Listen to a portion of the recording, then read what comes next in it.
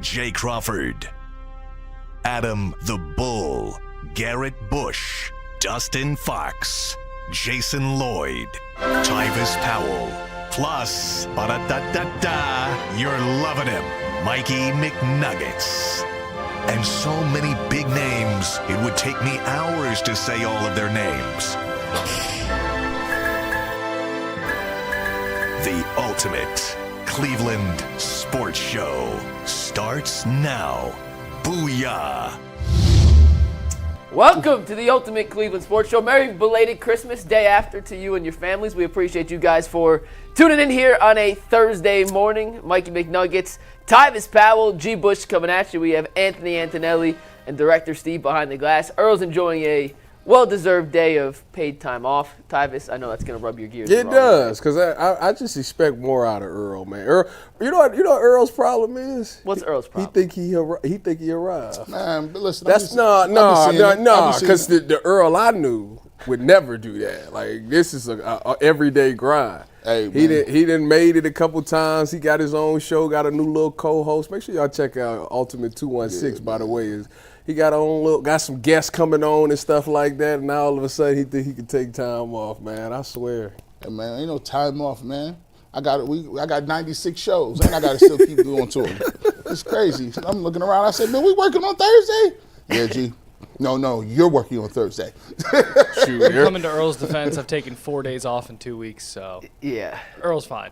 Some are saying that. Sick, man. The day I take a day off, boy, y'all going between here and Columbus Radio, they gonna fall apart without me. Ty, what would you say to the allegations that Earl took today off to celebrate the fact that he made his Hard Knocks debut on Tuesday night? You know, Earl was on Hard Knocks? I see it in the cameo. Me and Earl I seen were it in Hard Knocks, yeah. I seen him posted. He had like a checklist, Emmy Award winner, host of his own show, cameo on Hard Knocks. I said, this man is out of control. He like Steve, like Director Steve. He get recognized one time and just lost his mind, man. Y'all, hey, man, he might be trying to buy him a boat too.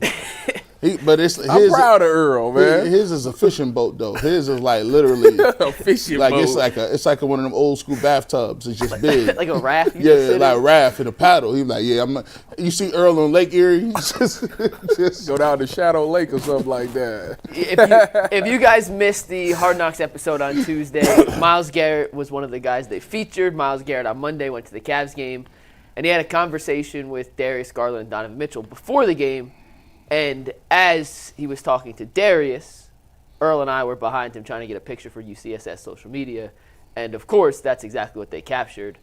Okay. But they didn't put that part in. They just put me and Earl talking to each other. So they actually did me and Earl a solid. Did y'all, see the Hard Knocks cameras and stuff when y'all was there? Yeah.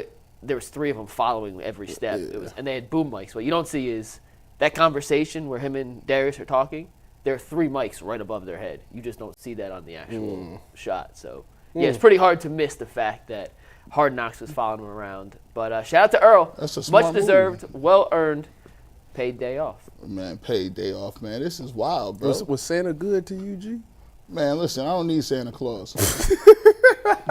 G is Santa Claus. I'm big polar bear, Black bro. Santa. Bro, let me shoot me. And listen, there's nothing that is unattainable at the moment. Hey, I believe in, you know what I'm saying, having it on now.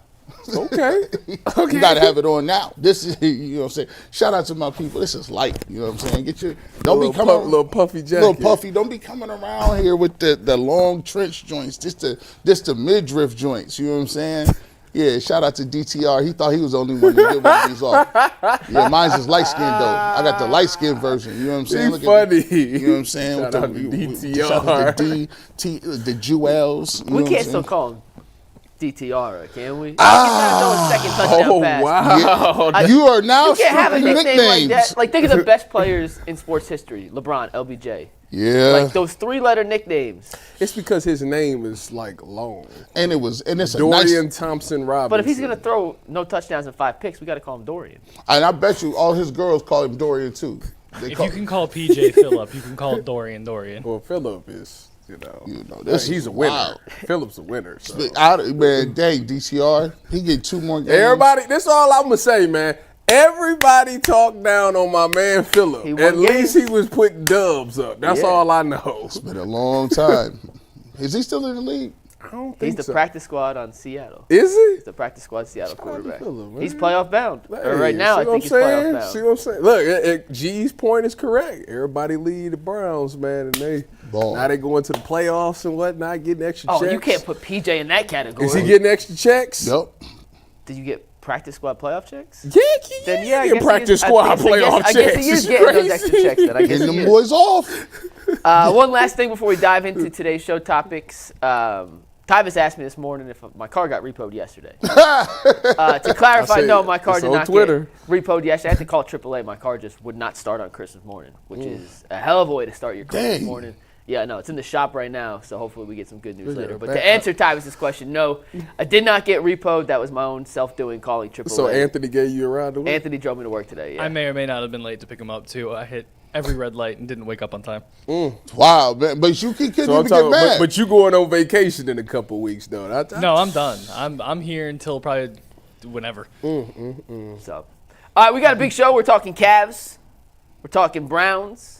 We're talking stadium seating prices. Tyvis, I don't know if you've even seen these yet, but I'm very curious to see your exact reaction to some of these prices that are alleged to be what season ticket packages for the Dome hold.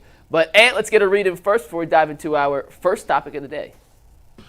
Yeah, guys, get ready to tackle the NFL action with Fanduel, America's #1 sportsbook, because right now new customers can bet $5 and get $250 in bonus bets if you win. The Fanduel Sportsbook app gives you everything you need to place live bets on the NFL all in one place. So when you get a hunch in the middle of the game, you can go check out the latest stats, view live play-by-play, and so much more, all on the same page where you place your bets. Just visit fanduel.com/UCSS to join today. Never waste a hunch and make every moment count with Fanduel, America, the official sportsbook partner of the NFL. Nailed it. All right, guys. Might have been hooked on phonics. Jimmy Butler, it came out yesterday that Okay. he is officially open to being dealt by the NBA trade deadline. Shams Charania of ESPN reported that Jimmy Butler would even prefer to be moved by the deadline, as it looks like Miami is in that middling limbo level of the NBA. They're not great. They're not terrible. Miami could look to use that Butler asset as a ability to move on. So, G, we've talked about Jimmy Butler in the past. Now, as you see the tweet from Shams there, that he is preferring a trade out of Miami ahead of the deadline. Is this a guy that should be squarely on the Cavs' radar as a must-get target or a must-need to solidify the championship odds? You know, it's wild. Project Stockpile is always alive and well deep inside my heart and soul. And for you to get a Jimmy Butler who is a primetime playoff monster, Jimmy Butler is one of them dudes that turn all the way up. Jimmy Butler turned up in the playoffs. He automatically can shoot threes. He has the bully mode down low. He's a competitor. He gets a lot of calls. He gets to the free throw line 37 times a game. However, Jimmy Butler is a little old. Jimmy Butler is a little volatile. Like Jimmy Butler, he he goes and practices and says, "I'm just going to embarrass you in practice." Or he's like, "Yeah, you guys ain't built enough, right? You ain't built for this. I'm going to show you how to get this done." Now, look, I don't know how that flies in this locker room, and we do have semi-sensitive guys. Jared Allen is a little sensitive. Evan Mobley is a quiet individual. Darius Garland is a little more of a reserved guy. And the obvious leader is Donovan Mitchell. Now, look, if Donovan Mitchell comes out and says, "Listen, get me Jimmy Butler," obviously that could be something that would be looked at as, all right, well, we'll see what we can do about it. However, here's the problem. Where is he going to play? Is Jimmy Butler going to play the three? I don't know.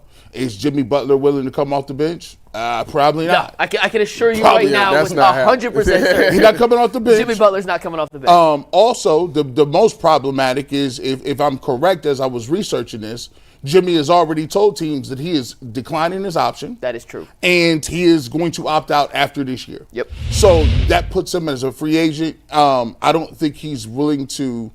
It'd be very difficult unless they won a championship to see where he would stay. and how that would line up with the money, Tyvis. Because for me, that's a 1-year rental. That ain't even a 1-year rental. It's like a 6-month rental. Mm-hmm. You got to get it done against Boston. Mm-hmm. But I will say this. I don't think they need him. But it would be nice to have. How you gonna sit here and do this whole thing? It would be nice. You sat here for 3 minutes talking about, I don't think it's gonna be right, but you know what? It would be nice. It would be nice. Come April, May, June, and you see Jimmy Butler with Donovan and Darius and Mobley. So you can't do that because Darius has to be part of the trade, unfortunately. Oh, well, see. No, we can't do that. Unless you could somehow finagle Miami into taking – and finagle is not the right word, but you have to match salaries. He's making $50 million this year. Ooh. So how do you get to $50 million without Darius or Jared Allen? However, they have Bam, and they just drafted Khalil Ware in the first round last year, who's a center. Why would they want Jared Allen? So I'm not sure how you get to that $50 million to match if Darius isn't part of the equation. Tyvis, I want to hear your opinion first before I chime in. How old is Jimmy Butler? He's 34 right now. Jeez, oh man. All right, listen. I mean, the fact of the matter is, depending on it will really depend on what you have to give up. I think G is right on the part of, if you got Jimmy Butler, I don't know how he would mesh with this locker room. Mm-hmm. Jimmy Butler is different.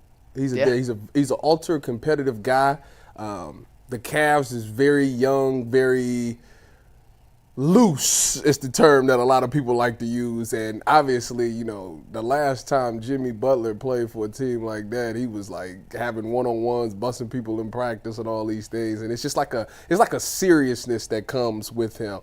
And I don't know how that would fit in the Cavs locker room right now. Now, and then on top of that, I don't know how he fits in Kenny Atkinson's offense. Kenny Atkinson's offense is a lot of swinging the ball around, getting that one extra pass, hit the 3-line, maybe backdoor cut, maybe hit the layup. Don't get me wrong, he's a great finisher, but I don't look at Jimmy Butler as this great 3-point shooter. You talked about a lot.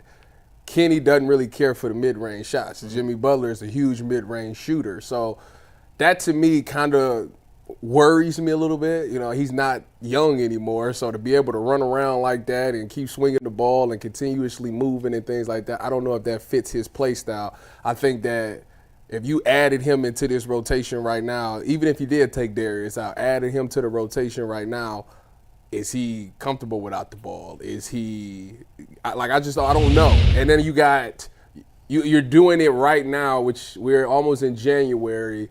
Playoffs start in April? So now you got 3 months to try to get this thing to mesh, which the Knicks just now figuring it out with their stuff. So that to me scares me a little bit. Don't get me wrong, I believe Jimmy Butler is a great talent, but I think the risk of it, what you have to give up and the risk of it all working out right now at this current moment might not be worth it. I think I'm shedding a tear, guys. I came on this show expecting to fight y'all to the death on why this makes no sense for Cleveland. And your growth as basketball analysts, man. See how they try to play I'm a proud father right now, y'all. Hey, this is incredible. It's a Christmas miracle, ladies and gentlemen. They're trying to play us like we don't know. The fact that he took his glasses off is crazy. But for real, though, you guys made all the points I wanted to hit on. The Cavs have the best record in basketball through 31 games. It would be a giant risk to mess up the core construct of what has worked so well thus far. Jimmy Butler has already told, to G's point, he's told teams that he wants to opt out and sign a new contract this summer. He's going to be 34, 35, depending on when he signs the deal. And if you look at some comparable players at this stage of their careers and what they got, Paul George last year, at 35 years old, got a $4-year, $211 million contract. That's crazy. Would you feel comfortable paying Jimmy Butler $50-something million when he's 38, 39? No. To acquire Jimmy Butler this year, as I mentioned earlier, I don't see how you can include Jared Allen in the deal. I just don't think Miami would want that asset back. So it has to be Darius and some other things and probably a first-round pick to get him. If you were to bring Jimmy Butler in with that new contract at, let's just say 4 years, $50 million per, you are locked in. And if Jimmy Butler stays as good as he is now for 4 years, okay, you still have a championship window. If there starts to be a decline in Jimmy Butler's game, That's an albatross contract that is really hard to navigate around. He be hurt a lot. He's hurt a lot. I'm just not risking and willing to give up an asset of Darius's caliber to lock yourself into that rotation for what could be a 1-year rental or a half-season rental, or the chance of a declining 35, 36, 37, 38-year-old star who's still making money as the top guys in the league. But to the big point, this team's chemistry is unmatched right now. I'm telling you guys, and I'm curious from your opinion from a football standpoint. Good chemistry versus bad chemistry in a locker room, and the way you interact and play with your teammates makes a ginormous world of difference. Yes. We're going to play you a clip in 1 sec from the Cavs locker room after Monday's win that kind of illustrates how tight and how connected this unit is. But you go back to his days in Minnesota with Jimmy Butler. He challenged the entire team essentially to a fight, embarrassed them one-on-one in practice, and forced himself to be traded. Yep. In Philadelphia, they chose Tobias Harris over him. He still says Tobias Harris over me. In Chicago, he forced his way out. I know some guys who worked with Jimmy in Miami who speak incredibly highly of him. He's an ultimate competitor. They think his process to get to where he wants to go isn't always right, but he's always just trying to improve the team and win. How that meshes with the current Cavs roster, I don't know, but let's hear this clip from the locker room on Monday. And you tell me, are you really going to mess with this chemistry? Because I just can't buy into it right now. Ant, play the clip. Hopefully it never happens again. Did you know who the culprit was yet? I'm not a Tristan Johnson! Wow! Yo, TT. Thought Hey, so. that was Donovan Vernell Mitchell. Going government.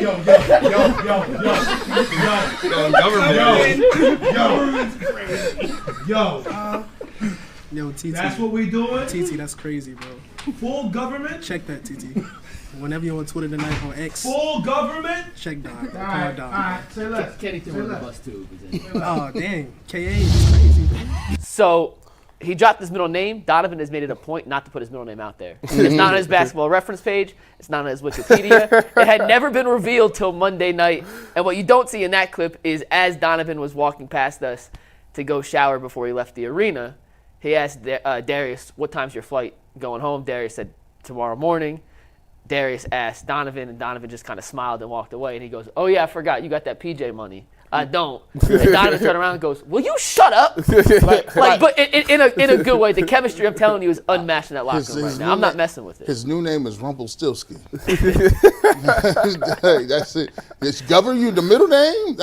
By the way, man, them fairy tales back in the day was creepy. Like If you go back and look at them if now, you go back and look, like so a small little creature says, "Hey, I get to steal your kid if you don't know my name. You got 5 to 10 years to figure it out." That was creepy. By the way, Donovan Mitchell and Darius Garland, you both have PJ money. Stop acting like we don't know what the numbers is, Darius. We know your contract and everything, especially these other people in the media. They almost gave you that Deshaun Watson 230 max deal. You got PJ money, but you saw the energy and the laughter and the joking and the stuff like that. And here's the thing. When you bring in a guy like Jimmy Butler, let's just be clear. Jimmy Butler has always been an alpha on all teams. Like, he's like, I'm Jimmy Butler. Y'all can't tell me how to do it. Y'all play around too much. I got the Heat culture on. I done been in all these different places. I know how to win. But then you're looking around like, but do you really know how to win, Jimmy? You've only been around. Your welcome gets outrun in 2-3 years. People just get tired of it. So he's a great basketball player. He one of them super duper competitors. But if you want your face to look like that after wins, bring Jimmy Butler in. My thing about Jimmy is a great basketball player. But my only thing with Jimmy is, and this might sound kind of crazy. I don't want it to sound crazy, so I'm gonna try to say it as delicately as I can. Right. He's not a great team player. Like he did what Donovan did last year to play. When Donovan just said, you know what, get out the way. Y'all, I'm going to just do it myself. Like that's kind of how Jimmy really got them to, because he was just went on a heater. It was like, all right, just give it to, it was like Kobe. Just give him the ball, get out the way. I do it. Yeah. Like that. So, and I think when you think about the Cavs right now we'll see how they act in the playoffs, because that's ultimately on Bulls. To Bulls' credit, we got to see what y'all do in the playoffs. But right now, y'all winning because of so many different people contributing to the win. It's such a team thing that the ball is getting swung around. If it turns into Jimmy just getting the ball and just doing Jimmy, like, that defeats the whole purpose. Now, don't get me wrong. He's showing you that he can definitely get you there. But, like, Oh, I'm going to drop a G. Bush bomb. Shams, you're not the only one that can get that off. Oh, Woj. Now, I would like somebody on their team that does fit in very well. One Kevin Love.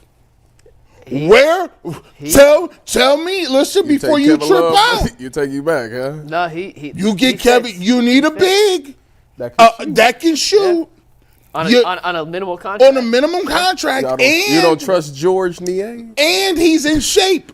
If one thing you play for, if you get somebody from the Heat, They gonna be they safe. running miles a day. No, it's very true. He's running right now. It's very true. He's in top-notch condition, ready to. And listen, they got Udonis Haslem sitting next to people, smacking them, telling them, "You better be ready. You better be ready." But he does bring that defensive Yeah. element that you need. Talking Butler. Yeah. Well, let me like, ask- that's the let me ask you one guys this thing, question like, real when you quick. talk about, because everybody's the Celtics that everybody's trying to get at, like, he does. It's a at good least- matchup against Tatum and Brown. and Yeah, those guys. like that, and you need that. So let me ask you guys this question, and then I'll answer it with a point. Let's just say, for the sake of this, it was straight up Butler for Darius. Let's just swap those two players for the sake of this. Do the Cavs have a better shot at beating the Celtics in the postseason? No. Yes. No. Yes. Tell me first, and then we'll go G next. Because first of all, I can't believe you.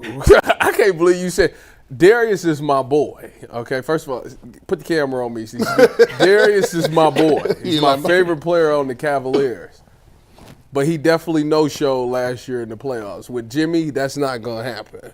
You got two guys that, when in doubt, they're going to get it done. Jimmy and Donovan will get it done. They will figure out if Kenny got to scrap his whole philosophy and scheme, them two players alone will find a way to get it done. I like the way that they match up. Now, granted, Donovan is still undersized, but he's still a scrappy guy. He's still going to make it hard and play defense as best as he can.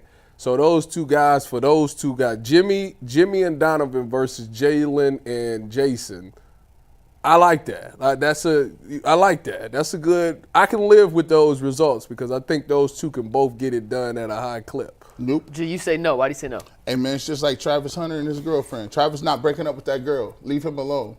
He likes her. I don't blame him. Hey, guess do what? your thing, bro. Donovan Mitchell is not breaking up with Darius Garland. He likes him. He made it a point No, last year. I was just asking the question. Does Jimmy for Darius give them a better chance to beat the Celtics? still- Not would you, just does that no, team give them a I'm better still chance? saying no.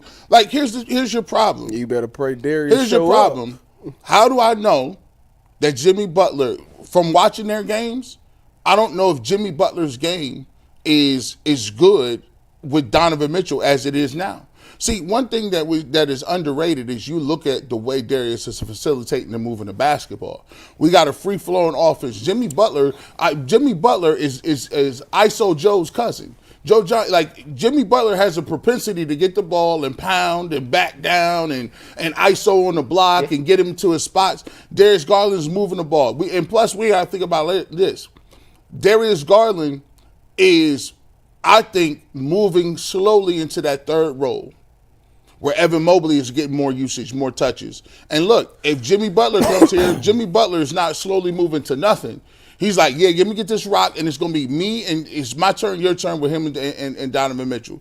I like the way they're playing. I like the way Garland is getting other people involved. Does he have some defensive limitations? Sure he does. But that just means he's going to have to be so efficient on the offensive end that some of that stuff can get, minimized a little bit. And by the way, played some damn good, tough defense the last time the Celtics was in the building. He did. So, no, I'm going to go with the Cavs as constituted because I saw a bunch of people losing on Christmas Day, and the Cavs was at home chilling with the best record. They'll be on Christmas Day next year. I feel pretty damn confident in saying that. And Jason and I on our Christmas Day show, we talked about that 2016 Cavs-Warriors Christmas Day matchup. Greatest of all time. Which may be one of the best regular season basketball Kyrie games hit the of all same time. shot. What a shot.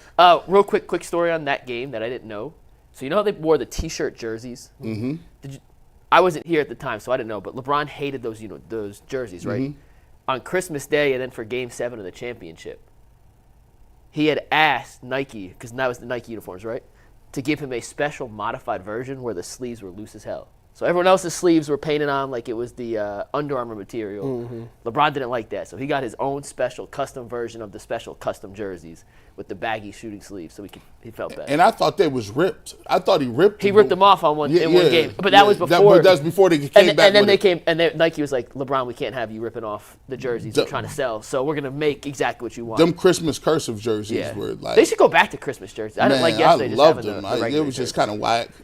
We'll wrap up the Jimmy Butler topic with this. I think in the playoffs, the style of basketball you play from an offensive and defensive standpoint is very different than how you play in game 25 through game 55. It slows down. You do have to rely on more isolation basketball because teams have scouted you so well. They know some of your movements. Jimmy Butler fits into that mold better than Darius Garland does in theory.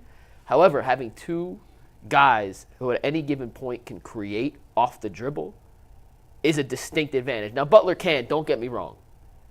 But he is not the facilitator Darius is. And if you were to bring Jimmy Butler in, it stunts the growth of Evan Mobley too. Because if you're going to use, from a usage rate standpoint, Jimmy Butler in the same way you're using Darius Garland, I don't think Jimmy's going to be content with that. That's never been Jimmy's game since he left Chicago. He's in the high 20s, low 30s of usage rate. Darius is at 26% right now. Evan's at 23%. I want to see that go up even more. And if you're going to continue to force feed Evan Mobley like they have and like they should, and we're going to talk about Evan Mobley a little more in a sec, that's going to come out of Butler's typical touches. And if he's not happy, I don't want to see what happens in the locker room, and I don't want that ripple effect. So as enticing as Jimmy Butler may be, I can't bring myself to do it for a potential 6-month rental. I can't. Maybe if they, what do you think is good landing spots for me? He Maybe said somewhere like Dallas. He Like, said Golden his two State makes spot perfect is sense. Golden State and the Suns. I can't see Phoenix. I think Golden State makes a ton of That's his sense. two preferred. Golden State will destinations. make it. Golden State makes a lot of sense. Yeah, Golden State makes a lot of sense. All right, Ant, what's our next topic today? We're sticking with the Cavs for the first hour, so Yeah, before let's we keep it move on, rolling. too, 87% of the chat agrees with you guys. They would not trade for Jimmy Butler.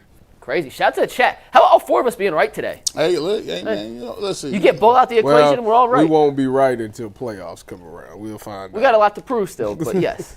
It's a good All right, place guys, to before start. we get to our next topic, we got to tell you about our sponsor, Rocket Money. Did Rocket Money help you find any subscriptions you forgot about or that you were paying for twice? It's definitely happened to me. I had a few subscriptions that I didn't even realize I was still paying for, and Rocket Money made it super easy to track them all down. It's like having a personal assistant for your finances. Rocket Money is a personal finance app that helps you find and cancel your unwanted subscriptions, monitors your spending, and helps lower your bills so that you can grow your savings. It brings everything together in one place, whether it's subscriptions, your spending habits, or even the goals you want to hit this year. Rocket Money has over 5 million users and has saved a total of $500 million in canceled subscriptions, saving members $740 a year when using all of the app's premium features. So go ahead, cancel your unwanted subscriptions, and reach your financial goals faster with Rocket Money. Go to rocketmoney.com/lockedon today. That's rocketmoney.com/lockedon. rocketmoney.com/lockedon. This segment is brought to us by Rocket Money, but we're going to pull up some FanDuel odds here for our next topic. The NBA's championship odds were updated prior to the tip-off of the Christmas Day games yesterday, and despite what the standings look like, the favorites to win the title, according to FanDuel, look quite different. As you can see on your screen, Boston still 2-1 favorites to win the championship. Oklahoma City is the second best odds at plus 310. The Knicks have a 10-1 odds. Denver, Dallas, Phoenix all listed at 16-1. And the Cavaliers, currently with the best record in basketball, have the seventh best odds according to FanDuel at 17-1. G. Bush. You see that graphic, and you see Cleveland with 17-1 odds to win the championship, despite having the best record in basketball through the first 31 games of the season. Put 100 on it. What are you doing with this? Are they still being disrespected, or is this a great opportunity? Man, it's all love, man. I'm glad. A shout out to them. I like them odds. I like to fly right under the radar, right on into the season, right into the playoffs, right into the conference finals, and see where the chips lay. Hey, look, I gave the Celtics. They're not. They're the champions. They got, I think, the best roster, slightly, in the Eastern Conference. But you gotta give them a nod for that. But look, if the Cavs get to a point where they can have the number 1 overall record and they got home court advantage throughout, then I'm going to take the Cavs' opportunity for that. Because, look, I really feel like the Cavs have pretty much one of the top 1, 2, 3 home court advantages in the crowd, in the league. I think they got a closer in Donovan Mitchell that can get hot. I think they got a lot of shooters that can get hot. That's the thing that about this roster that I think is way more potent than other years. You got guys on this team like Sam Merrill. You got guys like Strus. You got guys like Niang. You got guys like even Evan Mobley. Guys is hitting shots. Like everybody ain't gonna be cold. No. Everybody ain't gonna be cold. Even Isaac Okoro is shooting crazy from certain spots on the floor. Everybody's not gonna be cold at one time for the Cavs. So for me, I look at those other teams. Yes, they're very good. I only break it down to the Eastern Conference because guess what? And when you get into the NBA Finals, you're there. Anybody has a chance, a puncher's chance to win. So for me, I'm looking at the rest of the East. I'm not scared by the Knicks. I think what the Cavs has done with the Knicks is saying, oh, well, you got Cat. Cat is nice. He shoot outside. We got bigs that shoot outside too. Yep. I think that the Brights aren't too light or too bright anymore with the Knicks. I do think that they got a really nice squad, and I think they've some pieces and parts. But when you make trades like that and you move people in and out, the Knicks don't seem to have that same level of heart when they had DiVincenzo and Hart. It just seems like I was a little more scared of what the Knicks was able to bring to the table because they was just playing a rugged style. Like, you got a little bit softer with Cat. You don't have Hartenstein and Robinson down low. Hart at the 3 position is a mismatch for you, and you had a closer in Jalen Brunson. So for me, I like the Cavs' chances, but let them fly right under the radar. I don't want no smoke. We just go ahead and let them get their money off. I mean, I'm fine with the odds right now. When you think about, I'm breaking down on the Eastern Conference side as well. When I look at the Celtics, to me, obviously the Celtics should be there because of the fact that they were there. They won it all last year. The same team essentially come back. They still look good. And they're just a matchup nightmare right now for the Cavaliers because of the size thing. But when you talk about New York, because that's really what it comes down to, who's going to be in that Eastern Conference final between the Cavs and New York. The reason why New York, to me, is ahead of the Cavs on this is because in the playoffs, we still don't know what the Cavs, especially down low, is going to do now. Evan had some moments last year against the Celtics where he looked really good. Played really well in that series. His last couple of games was like, all right, you. When Donovan went out, you can do this. But Jared Allen everybody still thinks about the Jared Allen. But New York, they look good as of lately right now. They've really figured out what they want to do. The only thing that the Cavs got over them is the guys that's coming off the bench. But can we count? Is that what's going to happen in the playoffs? Like, that's the thing. Like, we're talking about George Niang looked good this year, but George Niang was unplayable last year in the playoffs. Isaac Okoro's hitting threes this year, but Isaac Okoro couldn't hit a thing in the playoffs. So, like, right now, it's so hard to be like, you know what? They're going to do good when the playoffs come around. Because we going off of history's shown us that these guys, some of these guys that we thought, cares reverse, some of these guys we thought was going to be good and we could count on didn't show up in the playoffs. So that's why, to me, those odds is fair because it's like, dude, until you show me that you can do this in the postseason, no, I'm not about to give you no credit. To where the Knicks, I know they ain't really went that far either, but still, when you put them on paper right now, the chemistry, that the dog that they got in them playing at the Garden, how that scares people and stuff like that, it makes sense to why they're ahead of the Cavs. And on top of that, they still don't even got Mitchell Robinson back. And Mitchell Robinson, when he's down there, he made Jared and Evan look like pedestrians out there. So when he comes back, I need to see the Cavs play them with Mitchell Robinson back and see if they can still bang down there because that's the only man that I seen tell you soft to your face in the media, go right out there the next game and prove to you that you soft. Like that, to me, I can't look past that right now. So that's why the odds seem fair to me. And pull up the odds for me real quick because I want to make a very, very clear and concise point on this. The betting odds are not a direct representation of the current status of the NBA. They bet, and Fanduel puts together these odds based on who they think will bet, what they think they can make, and how they can make money. So just because you see the Cavs with the 7th best odds to win the championship, right, doesn't mean the NBA and the people who watch the NBA believe the Cavs are the 7th best team. NBA.com just put out their power rankings. Guess who's the number one team in the NBA.com power rankings? The Cleveland Cavaliers. And instead of being disrespected at seeing the Cavs at 17-1, if you believe the Cavs can legitimately win a championship this year, Throw 100 on it. put some money on it. This is an incredible opportunity for you to cash out. If you think the Celtics can win the championship, 2-1 odds, that's obviously plus money, but that's not a great return on investment. The Cavs are one of the few teams that I truly believe can win it all this year. And I got some stats to show you in 1 second to back that up. And 17-1, they're still being considered a long shot.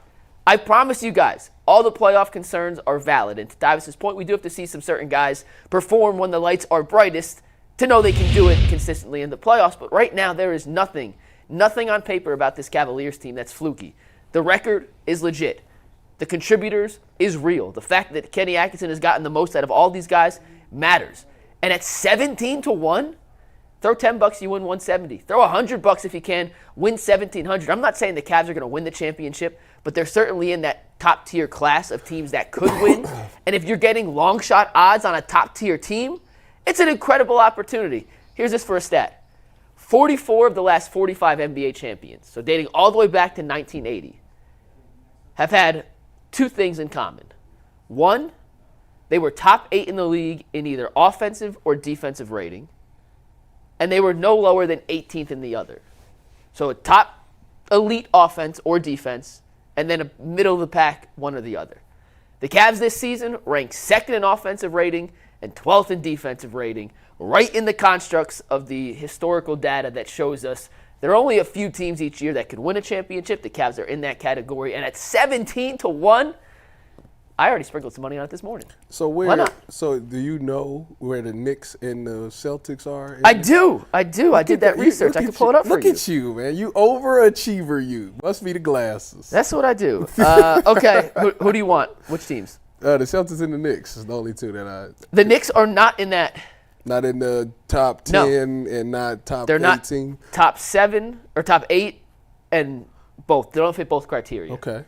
The Celtics do. They have the number 1 offensive rating, the number 8 defensive rating. Okay. There are 7 teams this season that have fit that criteria.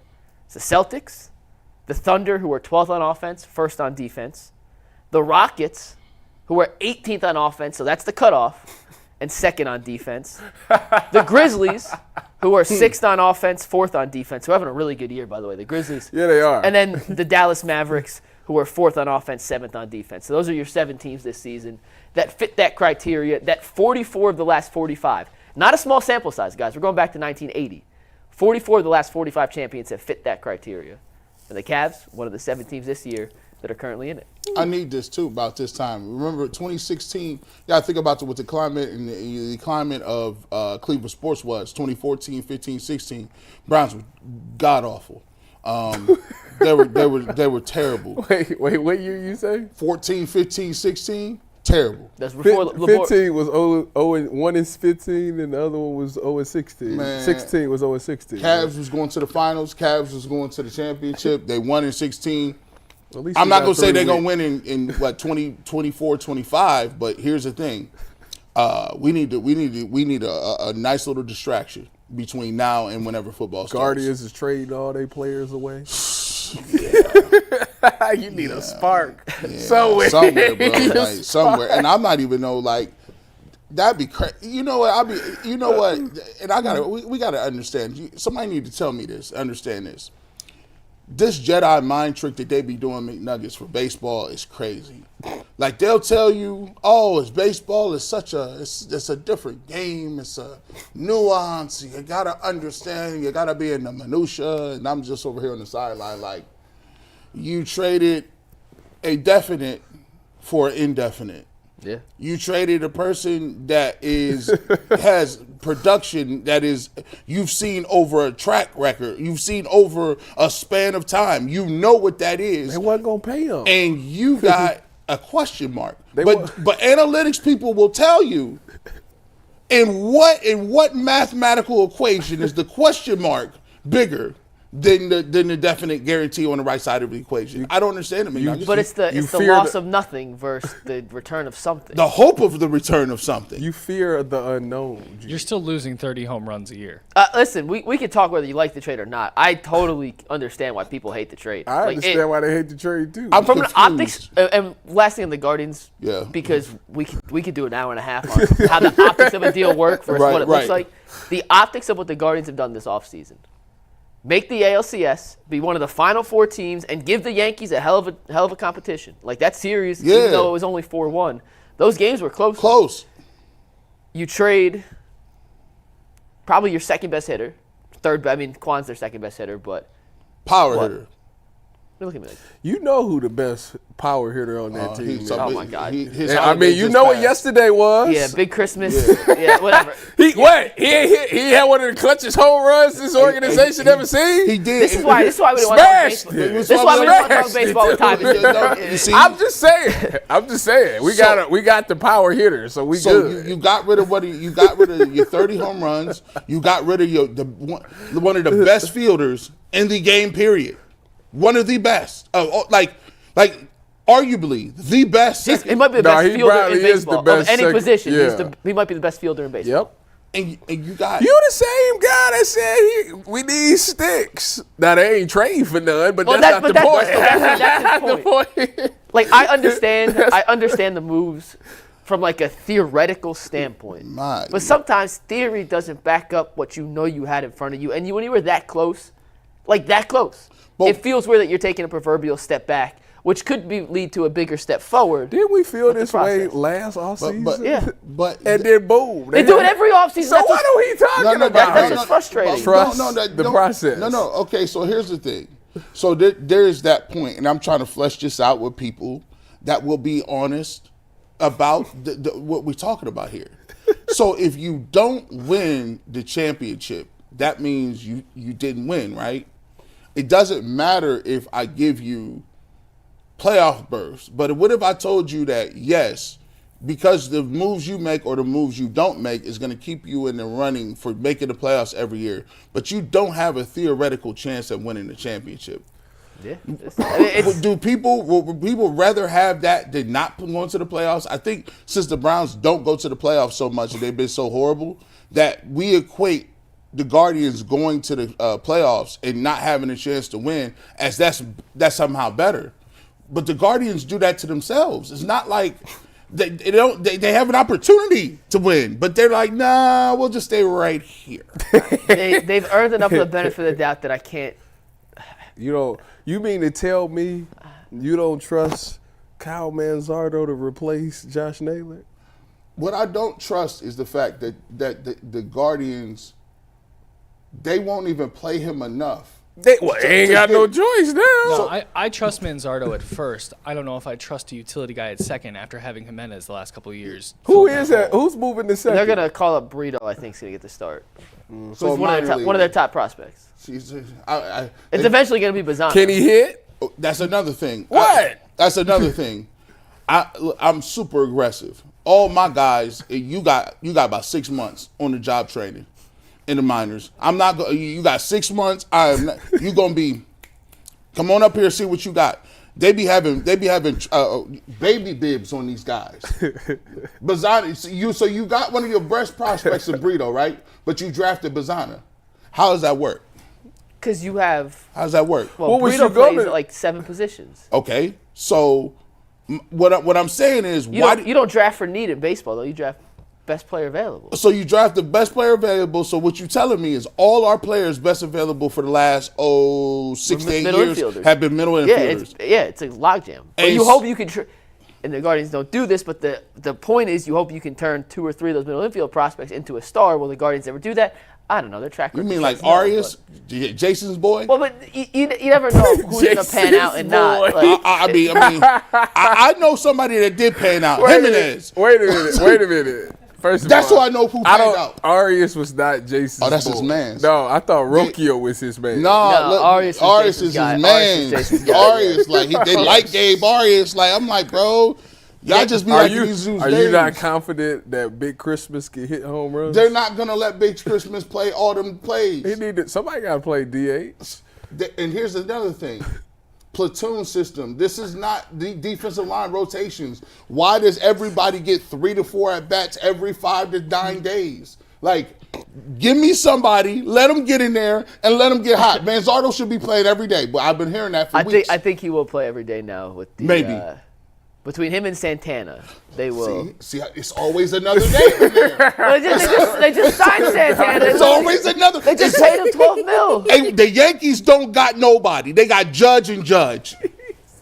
It's always another. It's always another man. I mean, yeah. I mean, Aaron Judge sits out. Whatever. You sharing whatever. that girl? Like, what are you talking about? Y'all just dating? Put somebody in there and let's go. Listen, I think Carlos Santana came back to be like how Austin Hedges was to Bo Naylor. But hold on. Santana is. Yes, Santana's yes. the But I'm saying, like, hitter. he's gonna coach up first base. Like, Yeah, he won a Gold Glove last year. First. I'm gonna show you how to do this, and then I'm gonna head he on hit out. 23 homers. The Guardians are smart, man. They be bringing back these legacy players. They're good at it, bro. They be like, oh, we ain't got no pictures. Let's bring back Carrasco. Who came? Let's bring back Carrasco. Cookie. Yeah, Cookie said he ended up pitching dang near the whole season. We ain't got, legacy players. Hey, listen. Hey, you know what? Carlos Santana to play here 7 times. He just sold his place. We just got rid of a guy people know. Bring him back. Him and Hedges gonna be doing all the interviews, talking about the old times. Y'all are great. Y'all are great with that. That propaganda it be working well. Hey, and then we just take it and run with it. Jay will be doing his hit from spring training. Carlos, I mean, this is a team that is one veteran bat away. Do you believe you can be that veteran bat? Well, Jay, I was talking to Hedgie. Stop saying Hedgie and Wedgie and all these, and your nicknames is out of pocket too. Has anyone ever called him Hedgie? Hey, listen. I think you just made up your own nickname. Cookie, Wedgie, Hedgie, all them. They got all the nicknames. I think Hammy's called him Hedgie on our show. Hammy got a name. I believe so. He's a Hall of Famer. I get it. He could get You think he can hit 2 home runs a year? Probably. Let him play. All right, we got another Cavs topic to get to. And what's the read before our next topic? If you guys want more Cavs coverage, in between your Guardians coverage that we didn't plan for At all. we do Don't know have where that came Ultimate from. Cavaliers coming. We had a new episode yesterday for Christmas Day. I'm sure we'll have another new episode premiering for New Year's Day. Go check it out. Mike and Jason give you all the Cavs breakdowns that you guys don't get here on the show and some extra that you do get here on the show. Mike, you got something to say? We talked a lot about Evan Mobley on the Christmas Day episode yesterday, which leads us right into our topic today. We talked about kind of the evolution of Evan Mobley, what's happened, and why the emergence took till year 4 as opposed to the first 3 years. So you want to check that out, you can go ahead to our YouTube page and find that. But the question around Evan Mobley today is, we've seen the leap, right? We've seen the fact that he has taken some of those steps forward that we had hoped would happen in year 2. Mm-hmm. We begged to happen in year 3. And now we are finally glad to see happen in year 4. If you look at the odds for most improved player of the year, just like the championship odds, the odds for Mobley do not necessarily reflect where I thought they would be at this point of this season. And if you want to pull up the most improved player odds, you can see Mobley is 30-1 to win the NBA's most improved player. It is the 8th best odds. Tyler Hero's currently the betting favorite at plus 340. Jalen Williams and Jalen Johnson from the Thunder and Hawks, respectively, at plus 370 each. Norm Powell's at 950. There's a few other guys in between that list, but those are the 5 I thought had the most name brand recognition to put on. But we've seen the leap from Evan Mobley. Mm-hmm. Tyvus, do you feel like he's being underappreciated in terms of the betting market right now, considering how well he's played this season? Well, he shouldn't be the favorite because, to be honest with you, that Jalen Johnson from the Hawks, he been balling this season. And last year, I didn't even know who he was. So, therefore, I know he's been balling this season. With Evan, I think it's one of those things that I think that he took a leap, but it was like something that I don't know if it was like big enough. Like, if that makes sense. Like, if his leap, like, you see that? Like, it's good, but, like, it ain't that crazy of a big leap to me, you know? And I guess the points is, wow, he's averaging 18 a game. Look at that. But outside of that, everything else is pretty on par to about what it was. So I think that's, to me, why he has it. Now, what he means to the Cavaliers is huge.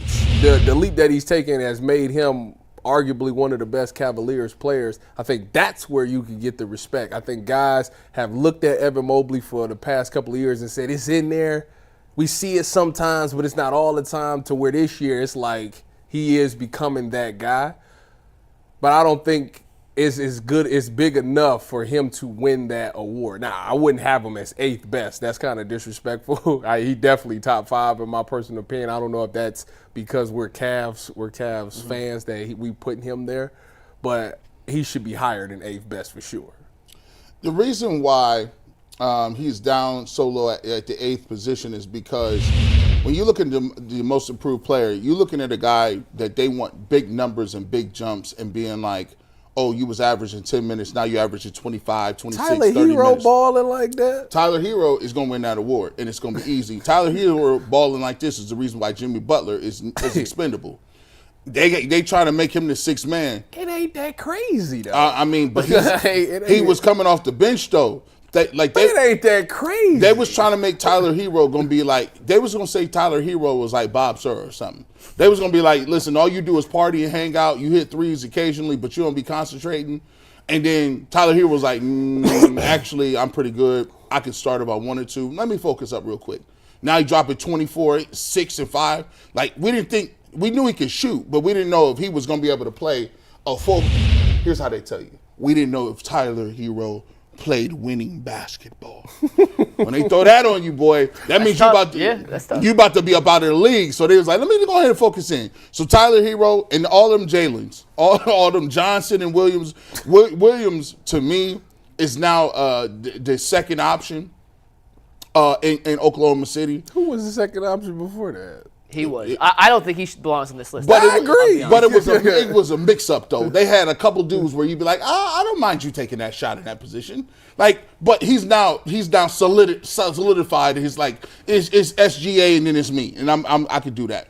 Now, look, Evan Mobley was already known as a very good defender. Mm-hmm. He came in 3rd, I think, for Defensive Player of the Year, not last year, but the year before, right? He's been an all-defensive player before, yeah. He's been all-defensive player. So they already know Evan Mobley is good. So it's kind of like, oh, was it really that big of a jump? I mean, he's averaging about the same amount of rebounds.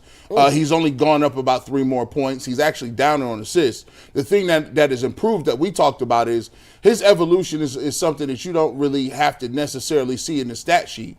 His evolution is about where he's taking them shots, how he's playing, and the style of basketball that he's playing. So it's kind of difficult, just like not seeing the Cavs on everyday TV and not seeing the Cavs on Christmas Day.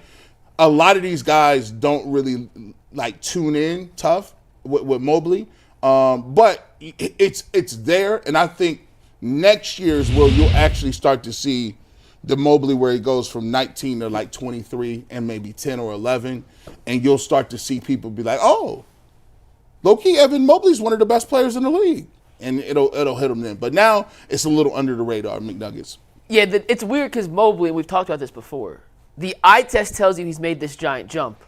The numbers don't indicate a massive jump other than the scoring. Most of the other numbers are slightly down, if not essentially at par from where they were last year. But when you watch it, the eye test tells you he's made this gigantic leap. You can see the numbers on your screen. Fewer rebounds, fewer assists, the blocks and steals numbers. Right in line. He's a better three-point shooter. The points are up.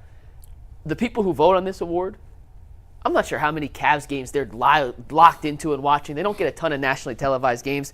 Just like I'd be lying to tell you I've watched a ton of Heat games this year. And I've seen the Hawks play a few times, but I'm not watching the ins and outs of Jalen Johnson to know what he's doing better this year than last year. I'm going to get to the guy I think may actually be the winner in a sec. But the leap Mobley's made in terms of his aggressiveness, his confidence in shooting, his ability to drive with both hands, the fact that he's taking the ball from out on the perimeter and creating offense not just for himself but for others off the dribble as opposed to always starting stationary last year. There are tangible things. I got a couple advanced stats that I think help make the case for Mobley, but his 18.5 points per game, he's scoring his unassisted rate of field goal makes, so him creating himself, up 5% last year. He had a 0.%, like less than 1% increase in each of his first 3 years. So massive jump compared to his first 3 years. He's averaging a career high in points per 100 possessions. His three-point volume and efficiency is up. His true shooting percentage is way up. And anytime that happens for a big, people are always like, well, he dunks the ball. It doesn't count. Guess what? His dunk rate's exactly the same as it was last year. So, yeah, these are all the increased and improved shooting from beyond the perimeter. I don't watch enough of the other guys to know he's made a bigger leap than this guy or that guy. Jalen Johnson's a great example. But one guy I want to point out for this is Norm Powell. My cousin. Of the Los Angeles Clippers. That's my cousin. They let Paul George walk, right? Mm-hmm. Don't want to pay you. Kawhi Leonard hasn't played much this season. He has been asked to be their second best player. And as you can see on your screen, you talk about the numbers not showing what the eye test does. The eye test and the numbers for Norm Powell back it up. You know the Clippers are 17-13 this season, the 16th in the Western Conference. That's wild. This dude is a gigantic reason why he's averaging 24 points per game, top 5 in the NBA in three-point percentage. Who knows? I don't watch enough Clippers to know if he should be the most improved player versus Mobley. All I can tell you is the leaps and bounds Mobley has made from last season to this season are completely noticeable when you watch the game. The box score may not indicate the exact same amount of progress, and the people who vote on this award, I'm not sure how many times they're actually watching Evan Mobley play versus watching the box score. So I don't know how to gauge it, but I can certainly tell you, just like we said in the last topic, if you like Evan Mobley, 30-1 is some incredible odds to sprinkle a few bucks on because he's in the running for sure. Let me see that Jalen Johnson thing again. I just want to see his numbers are up, but he got a big extension last offseason because he played well last year. He's just taking another leap in terms of playmaking and rebounding. I mean, he got, but and I will say this, like, sheesh. Averaging a double-double. I put it to you like this, man. It's kind of tough, right? Like when you got dudes that are like guards and you're a big, and it's not necessarily like you're going to initiate offense on your own. It's opportunities. It's so different. It's the opportunity to have the ball. Like, you know what I'm saying? Like, you know. And by the way, this award typically goes to guards for that exact reason. Yeah. You want to hear the last 10 winners of the most improved player? Last season, Tyrese Maxey, guard. Okay. I'm going to give you the last 10. This Give goes me all the way 10. back to 2015. Maxey, Marketing, John Morant, Julius Randle, Brandon Ingram, Siakam, Oladipo, Giannis, CJ McCollum, and Jimmy Butler. Giannis was So already it's very good, few so. traditional bigs who create by themselves. It's a lot of guys with the ball in their hands more I frequently. The Giannis one don't even read because he been good since he been in the league. So the most improved player is the MVP of the bad teams. So they're like, oh, we can't put you first team, second team, or third team. We can't make you an MVP. But your team didn't make the playoffs. But you went from like 19 points to 26. You're pretty good. We're going to give you that award. Well, Maxey won it last year. They were the third seed in the East last year. Right. So, but no one's going to vote for Maxey as All NBA. So they're like, we got to give him something big. We're not going to put you in there. John Morant gave it to Desmond Bain. See, Yeah, it's an inconsistent award. Like, there's not a specific criteria. It's what do you consider improvement? Do you, like, for example, we'll use Norman Powell and Mobley. Mobley is significantly more aggressive. He's changed his shot profile. He's creating in ways he wasn't last season. Mm-hmm. Do you value that versus do you value a guy in Norm Powell who's playing the same style he's always played, just with a lot more attempts? See, it's like this. And is there a right or wrong answer? Because I don't think there is. It's what you value more. And it's all about the flair and how you play. Like, look, Goku has the Kamehameha. Everybody knows that. Vegeta has the Big Bang Attack. Everybody knows that. But do you know why they're the most popular and the other ones aren't? If you ask yourself, you're like, Gohan, what's your move? Oh, it's my dad's move. Whoa, if you ask Hit is a great character, but he doesn't do key blast or nothing. He just does time skip.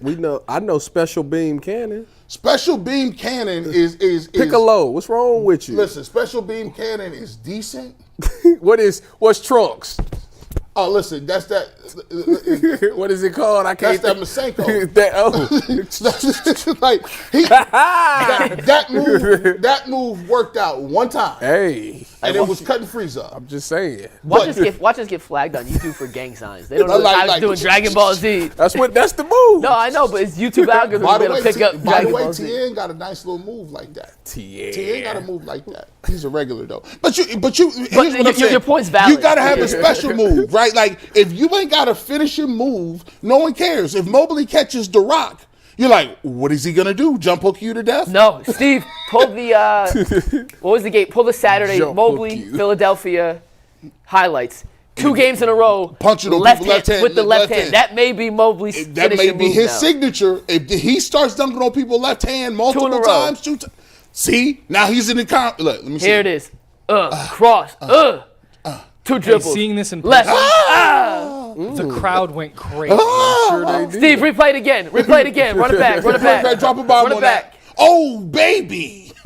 We got to find a name for Evan Mobley, bro. All the nicknames we got last week, I was not Are a fan. terrible. Steve, start the video. Yeah. Here it is. Hey, look, cross. He got to get Dribble that right, Kevin Durant cross, stush. I got you. And that's Down on Andre him. Drummond too, by the way. That's not a. He got to work. He got to work on it because look how he stumbled at the end. You got to slide. Let your body go. Slide. So He had the Bambi legs. So after Monday, he dunked on Walker Kessler with the left hand. Yeah. It wasn't as pretty as a setup. There was no crossover, but he drove left hand. So I asked Jalen Tyson and Darius after the locker room, like, what does Ev say after a dunk? Because there's some dudes when you dunk, Right. What does he say? so they both gave me the exact same answer. Look, this is Jalen Tyson, Darius Garland. This them doing an Evan Mobley impression. They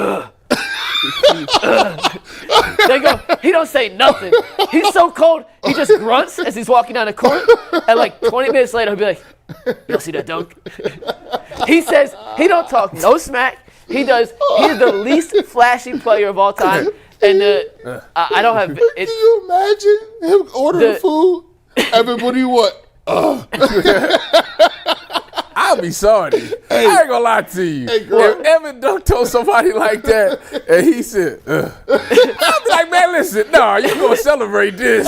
they say he don't sell. You gonna celebrate it. The Garland, I was just talking to Jalen off to the side. I wasn't recording it, but the Darius question was on camera. I gotta find Spencer Davies does a great job of putting together some montages from the locker room afterwards. I'm going to see if I can find if Spencer included that clip in. If not, I'll have him send it to us. That's my man, Spencer Davies. Shout out to him. Yeah, Spencer. We got some things in Man, the work with if Spencer, by the Evan way. What? Shout out. I used to work with him. Spencer's a If good dude. Evan catch one of them nasty body-to-body dunks and he don't That is celebrate, disrespectful. Yeah. If somebody walk up to you and be on the side of your face and be like, that's disrespectful. I'll see the Cavs aren't. The Cavs aren't home for a while. If Mobley dunks on another person with his left hand at a home game, I'll try to get Jalen. I'll ask like 20 minutes later. I'll ask Jalen if I can get that reaction on camera. We might have to fight. And we're moving on. What's our next read? We're gonna talk about Rocket Money, guys, because you might need to use Rocket Money to help you save some money for these Browns tickets. But did Rocket Money help you find subscriptions that you forgot about or that you were paying twice for? It's definitely happened to me. And I had a few subscriptions that I didn't even realize I was paying for. And Rocket Money made it super easy to track them all down. It's like having a personal assistant for your finances. Rocket Money is a personal finance app that helps you find and cancel your unwanted subscription, monitor your spending, and helps lower bills so that you can grow your own savings. Brings everything all together in one place, whether it's subscriptions, your spending habits, or you can even set up goals that you want to hit this year. Rocket Money has hit over 500 million users and has helped save $500 million in canceled subscriptions, saving members $740 a year when using all the app's premium features. Cancel your unwanted subscriptions and reach your financial goals faster with Rocket Money. Go to rocketmoney.com/lockedon today. That's rocketmoney.com/lockedon. You may need Rocket Money if you plan on buying some personal seat licenses for the new alleged Brook Park Dome. What are you looking at over there? Amani Bates versus Bronny, Friday and Saturday. Oh, yeah, the South Bay Lakers are in town. Let's go. We're going to talk about some of these new ticket prices that have appeared. And we cannot confirm these are 100% accurate, but we have seen that these are alleged. Is leaked the right word? I don't know if leak's the right word. But It was a survey that they sent out to season ticket holders, yeah, as far as I know. Yeah, so that we think they're coming from a good place. And let's see some of the prices here for season ticket prices. If you want a lower dog pound seat, it's going to cost you about $1,845 per seat. That's for the entire season. That's not one game. That is for Okay. eight I or was 9 about games. to say. No. Listen, I was gonna say please put that that up there. That is for the season ticket. So one seat for a season ticket is going to cost you about $1,845. The upper dog pound, one seat's going to cost you for the season $2,600 and change. A lower level club seat is going to ring you up about $9,000. Wait a minute. 80.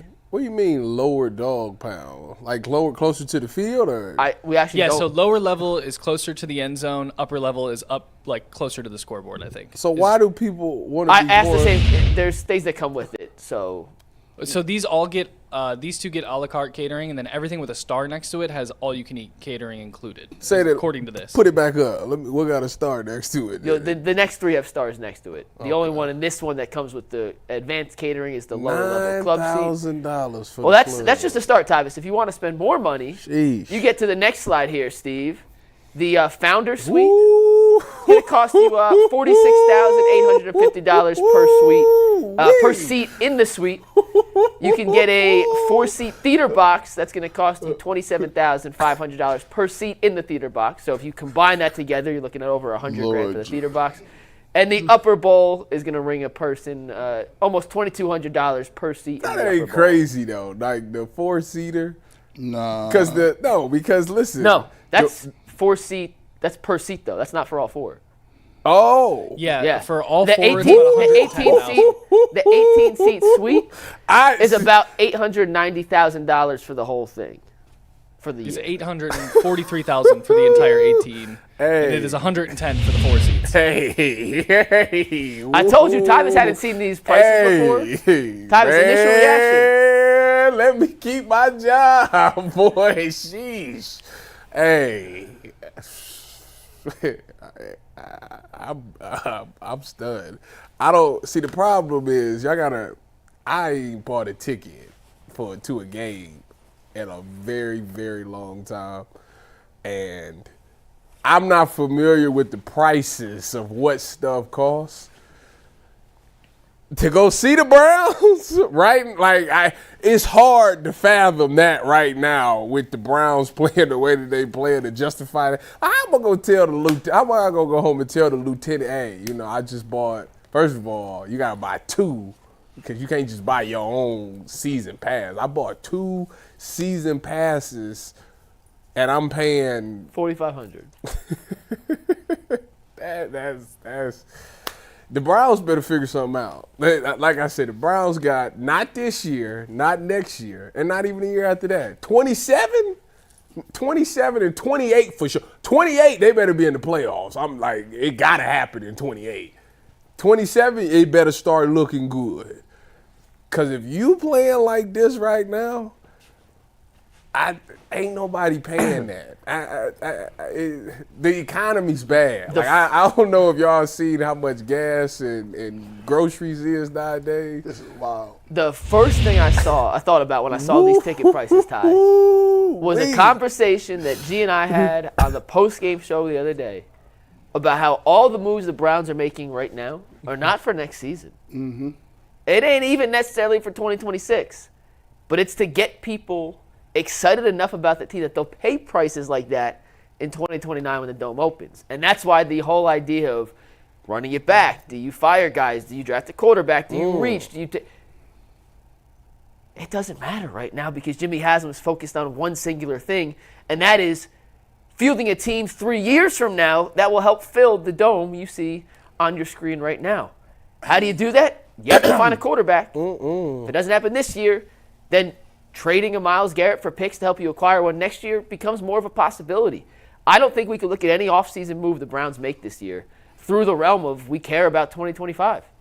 If that's what you have to ask people to pay for in 2029, then the expectations for the team in 2027, 2028 are going to be significantly higher than they are in the next 2 seasons, and all the roster decisions and how they finagle the cap and restructure deals is going to open up space for those teams so they can put together a team that qualifies and makes people feel comfortable paying those kind of prices. Gee, it just reframes how I look at this entire offseason now. Man, it reframes how I look at business in general. It's crazy because I go back, and this is a little bit of something crazy, but Man, when COVID happened, it just made you realize that a lot of companies and a lot of people, a lot of things you held dearly, you thought that those things were important. Like you thought, oh, I work at this company likes me, this company, and you get there and they're like, nah, here's what you're gonna do. You're gonna homeschool your kids. You're also going to teach your kids. You're also going to pay for your internet. And I know there's a pandemic and people are dying around you, but we need you to log on. We need you to figure this out. And at the same time, we need our revenue to be higher than it was when there was no pandemic. And you're like, hold on, how is that possible? And then people realize that companies really don't care.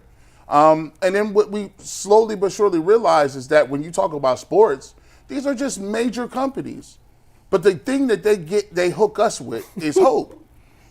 We are all in a cult. We get paid to talk about this stuff. This is a kid's game, right? And we love the fact that we get paid for it. But what comes along with that is fanaticism, where people are like, hey, this is a religion. Football is a religion. Football is something that if you didn't spend money on something else, you're going to spend that money on that.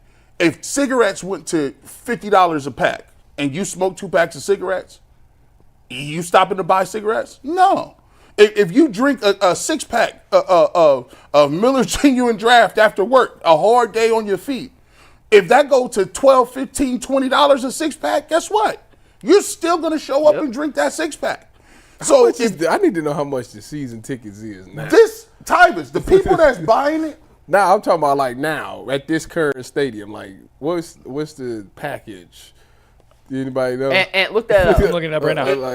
Even if that package goes up, if this is what you care about, depending on how much you when you say go up, how much you talking? Because I was on the. This has to be like a 75% increase. I was on the internet and I was watching people right cancel they stuff. But see, that's where the hope comes into the factor. What they're trying to figure out and do is they don't need to, like Big Nugget said, they don't need the team now.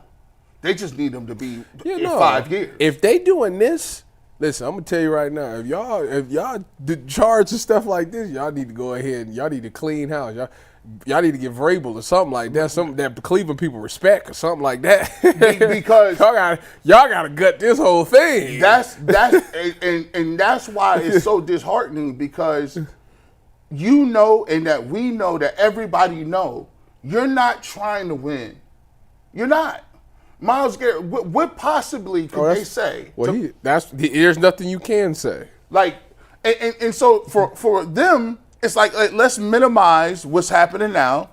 We'll run it back. We'll figure out some little things, and we'll sell them hope and sell them that we got the guys right. And that's why they always say things like, "Hey, I feel great about our room. I'm confident in Kevin and Andrew." But the second that stadium come around, then they'll start really trying to do something. We're like, okay, let's get a quarterback in place, a young guy.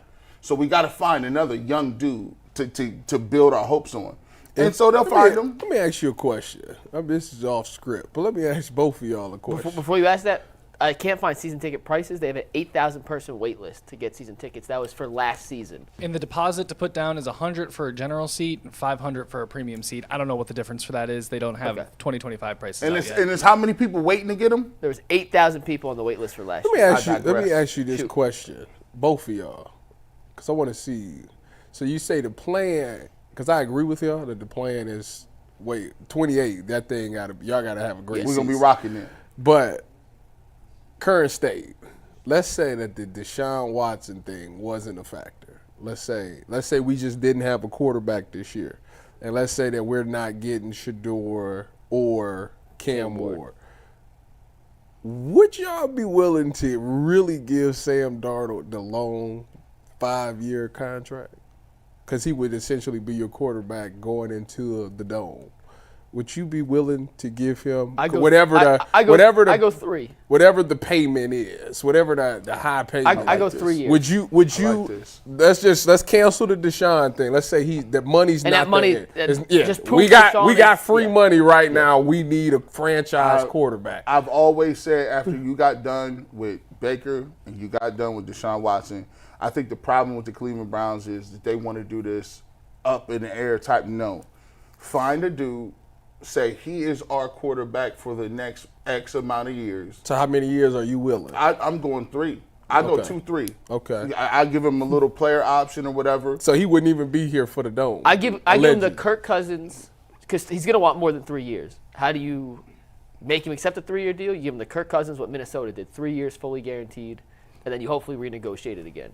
And if he proves he's the guy, then you just re-sign him. And if you, what you're trying to do is, the way you build hope is, first of all, Sam Darnold would be y'all first choice.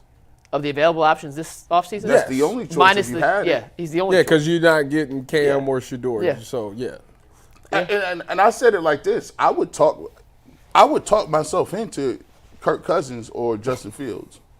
Talking about for this, For what this our year. current situation for now. my current situation, I think people are I talk myself into Justin Fields. I think people Go are Bucks. delusional if they like. Your option is this. Your option is if you don't get one of those guys, that is a clear cut. Like you need Kirk Cousins. He might, you could say about he's basically Jameis Winston. You could say he's basically one of those guys at this point or Flacco or something around. But you got to think about it like this: the reason why people don't have a problem with Jameis and the reason they don't have a problem with Flacco for the most part when they were winning is because they got solid enough character that there ain't gonna be a fringe 25% of the population that can attack you not only on play but character. Yeah. When you can only be bad at one thing, you can't have bad character and bad play. It's unattainable. Well, you put up with stuff if someone's great. Yeah. You don't put up with stuff if someone's bad. And real quick, you got the season ticket prices for us to compare? Yeah, so I won't go through all of these real quick, but like the premium seats go from about 10,000 to 16,000 here. The upper level goes from 650 to about 1350. The deck seating goes from. Hold up. While you're doing this, Steve, you pull up the graphic. Yeah. So we can see what the proposed new dome is versus what Ant's reading.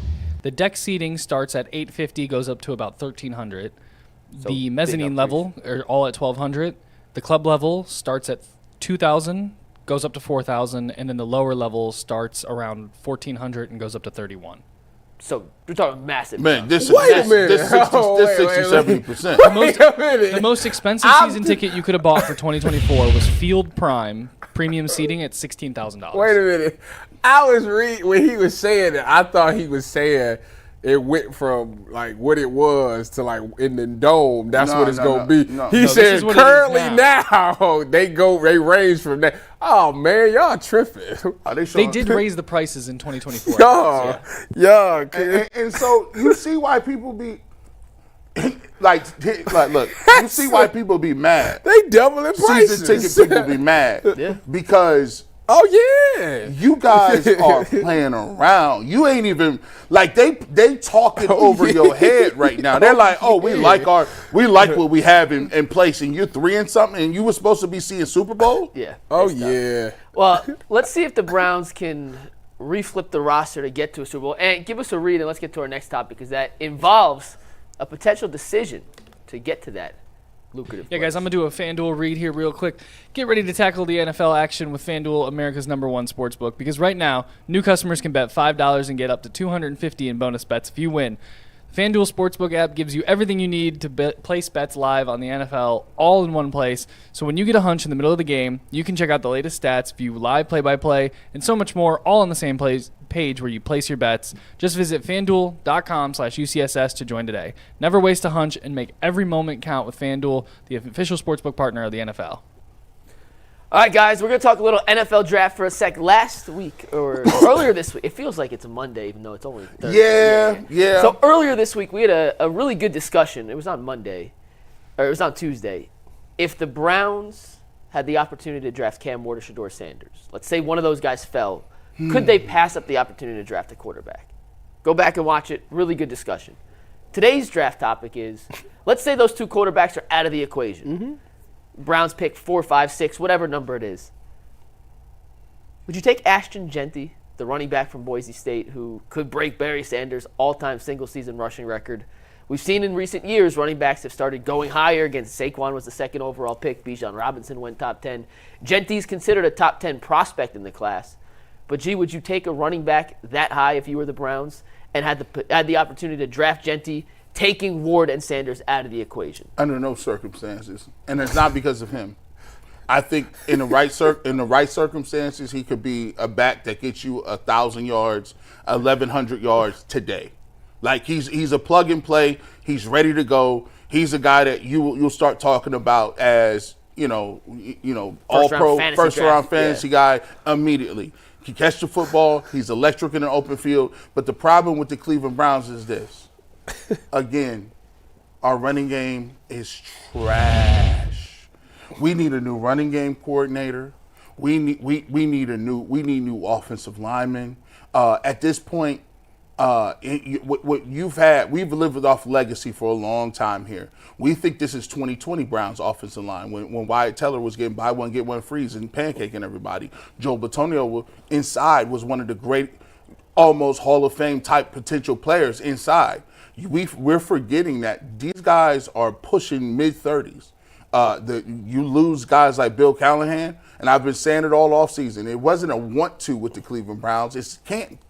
They don't have the schemes, the creativity, the know-how to run the football, and it's a travesty that you got a college coach who's never coached in the league running your running game, and it looks like that. It's not the fact that Ken Dorsey, now listen, Ken Dorsey don't run the ball either, but why would you not know that was a recipe made in hell? You got Ken Dorsey, who loves to throw the football, with an offensive line coach that is from Seattle, and he could get up out of here too. I know he's been here before. I seen him be playing and joking too much. I need a hard-nosed dude.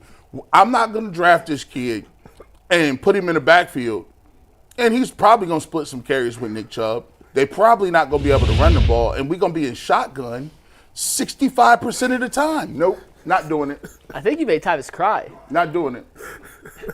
No. Put the camera on Tyvus, Steve. What are you doing? I don't know. I'm sorry, because he just took a shot at everybody. They are not good up front at all. No, I agree with you. I agree with a lot of everything you said. It was the abruptness that I got, the quickness in which I got to it.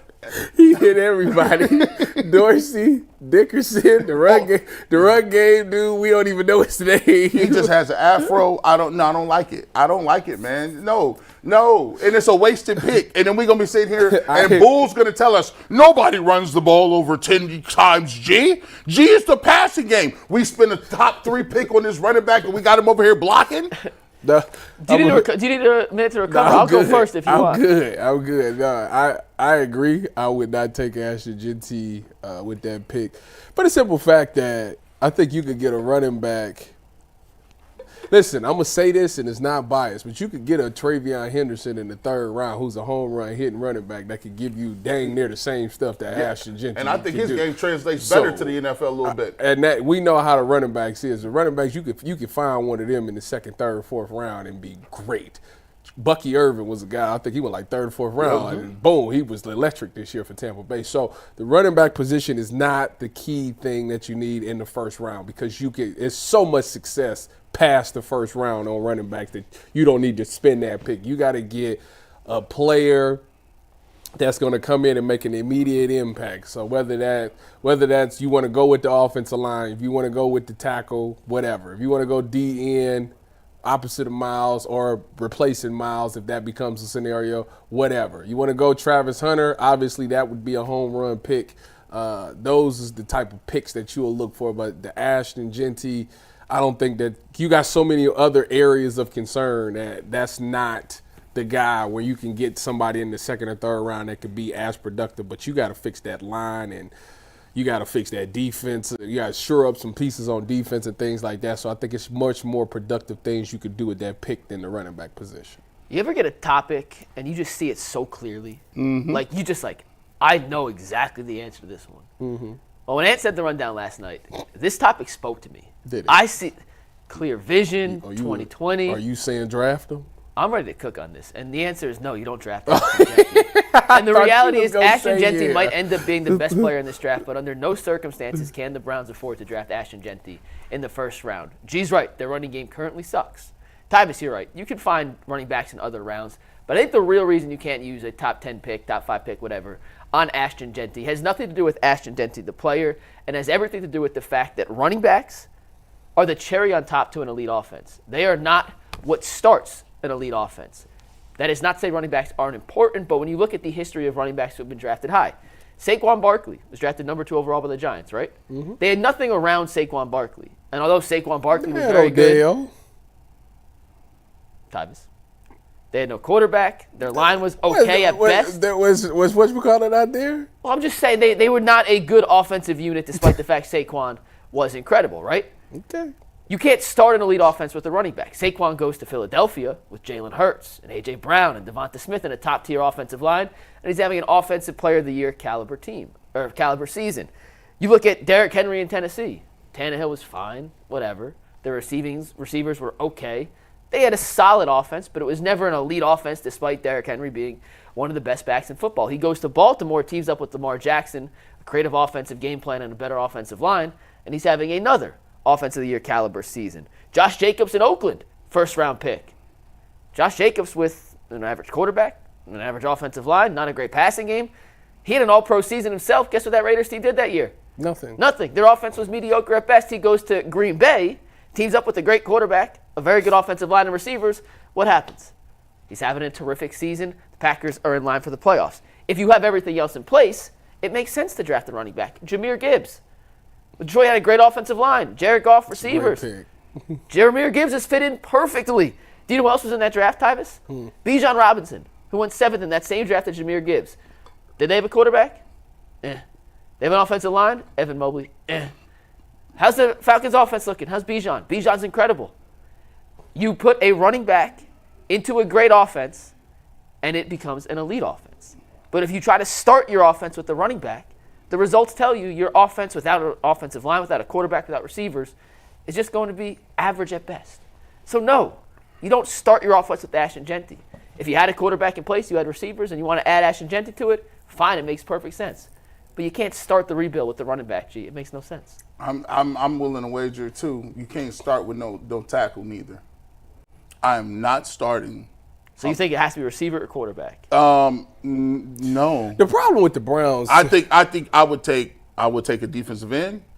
I think I could take a you're quarterback saying, I thought you were overall. saying, just saying offense. Oh, Gotcha, yeah. gotcha. Overall, like I think those are more impactful positions. Like I understand that the left tackle is a pretty big position, but here's what I'm willing to wager. If you want to spend a top 5 pick on a tackle, and you ain't got no like tackles, man, it's hit or miss. Like if you got a you quarterback, ain't got the people that develop. yeah, who's developing these dudes? Like, you know, you look at it. We got Joe Thomas, and sometimes you do get a plug and play like Joe Thomas. Tristan Wirfs is one of those guys, or you get a Jet Wills. But if you have a great left tackle, that doesn't mean you're going to That don't mean you're gonna win nothing. The Giants have an elite left tackle right now in Andrew Thomas. The Browns had Joe Thomas for years. And don't matter. You gotta have a quarterback. So no, I'm not taking Genty. Go ahead, Tyvis. But the thing about the Browns situation right now currently is that they got guys that's showing you that they can do it, but like they hurt. Like left tackle, everybody's like, get a left tackle. Okay, well, DeWine was playing left tackle. Yeah. He looked great, but he hasn't finished the season yet. So like, That's what a do you real do? concern. What do That's you a do real with that? concern. You don't have the luxury of drafting another tackle. Just say I could feel good about DeWine Jones. I'm with you. You got way too many holes to be like, okay, well, you better hope DeWine Jones is good because you got. The thing that scares me the most is the Browns' defense is like 1 player away, 2 players away from going to be back to the Cleveland Browns sieve of a defense where you can't tackle, you have no playmakers, and you let people walk up and down the field. That is your boy Myles Garrett and Denzel Ward. All the rest of the guys are just guys. Let's be clear about it. I think JOK, he's hurt, but JOK can play. I'm freaking losing my mind about JOK not being able to play at the level he once played. That's very valid. Like or ever play again. Forever. Like when you hear his you know, what's the name? His linebacker in the linebacker room was Jordan Hicks. Jordan Hicks talk about, yeah, man, you just, you know, hope his family and pray for him when you see a guy end up like that. I'm like, what you mean? Like, and trust me, I'm only saying this because I already know. Listen, neck issues, we joke about it a lot. I got about 3 or 5, 6, 7 parody accounts. But when you talk about neck injuries, like, and you wake up and some days it's like, man, my breathing is kind of shallow because you got spinal cord issues, or my arm just don't work, or man, I can't feel my whole left side. Yeah, he got to tackle people, and he's small, and he's a guy that uses athleticism. So for me, that's a big question mark for me.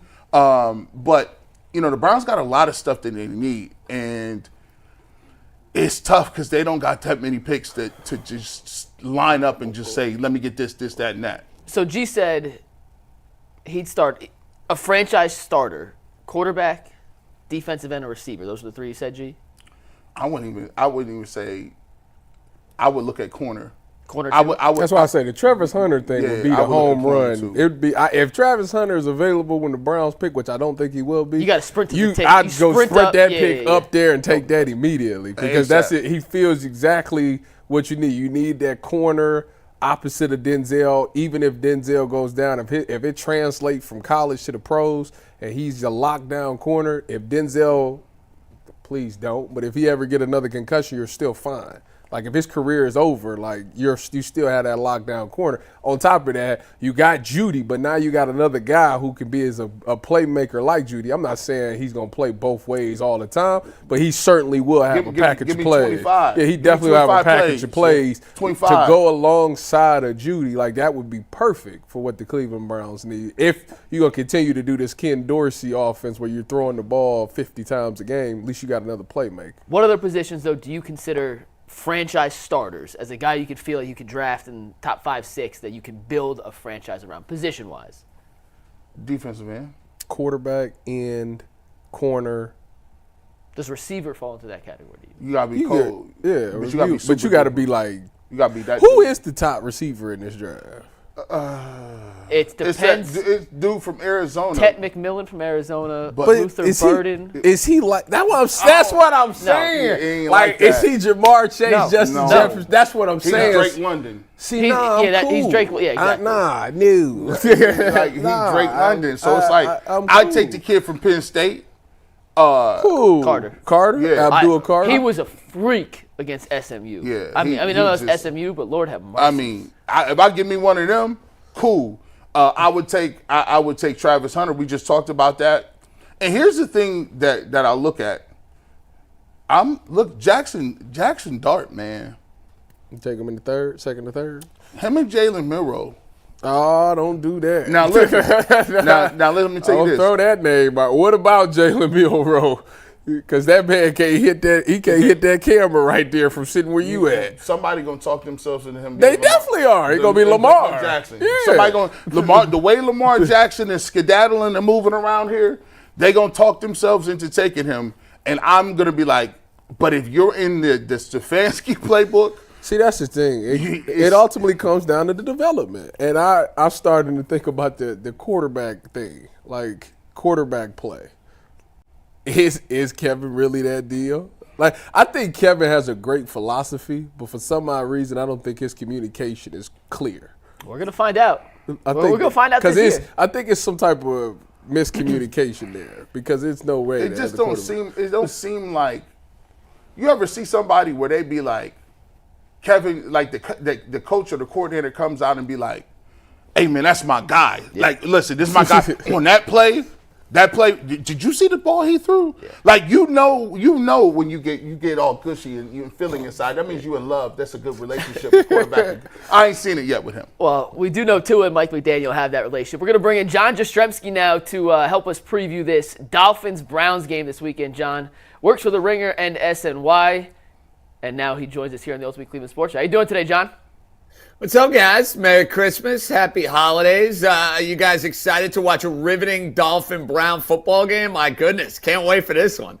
It's going to be a barn burner. I was actually thinking when the Browns played the Cardinals last year, we knew Clayton Tune was starting in place of Kyler Murray, and trying to get excited about the idea of a good football game between the Browns team that was good last season and Clayton Tune was damn near impossible. Do Dolphins fans feel the same way about facing DTR this weekend? Like, does that give you any scare whatsoever? Well, I think what's scary for Miami is just the environment and the situation, right? Like, you're putting them on the road, cold weather, Jim Schwartz defense, and, I think those are the narratives that are going to hurt Miami. But let's be real about this. Miami needs basically an inside straight or royal flush to make the playoffs. I mean, they need so much to happen. Forget about just beating the Browns and beating the Jets. They need the Colts to lose a game.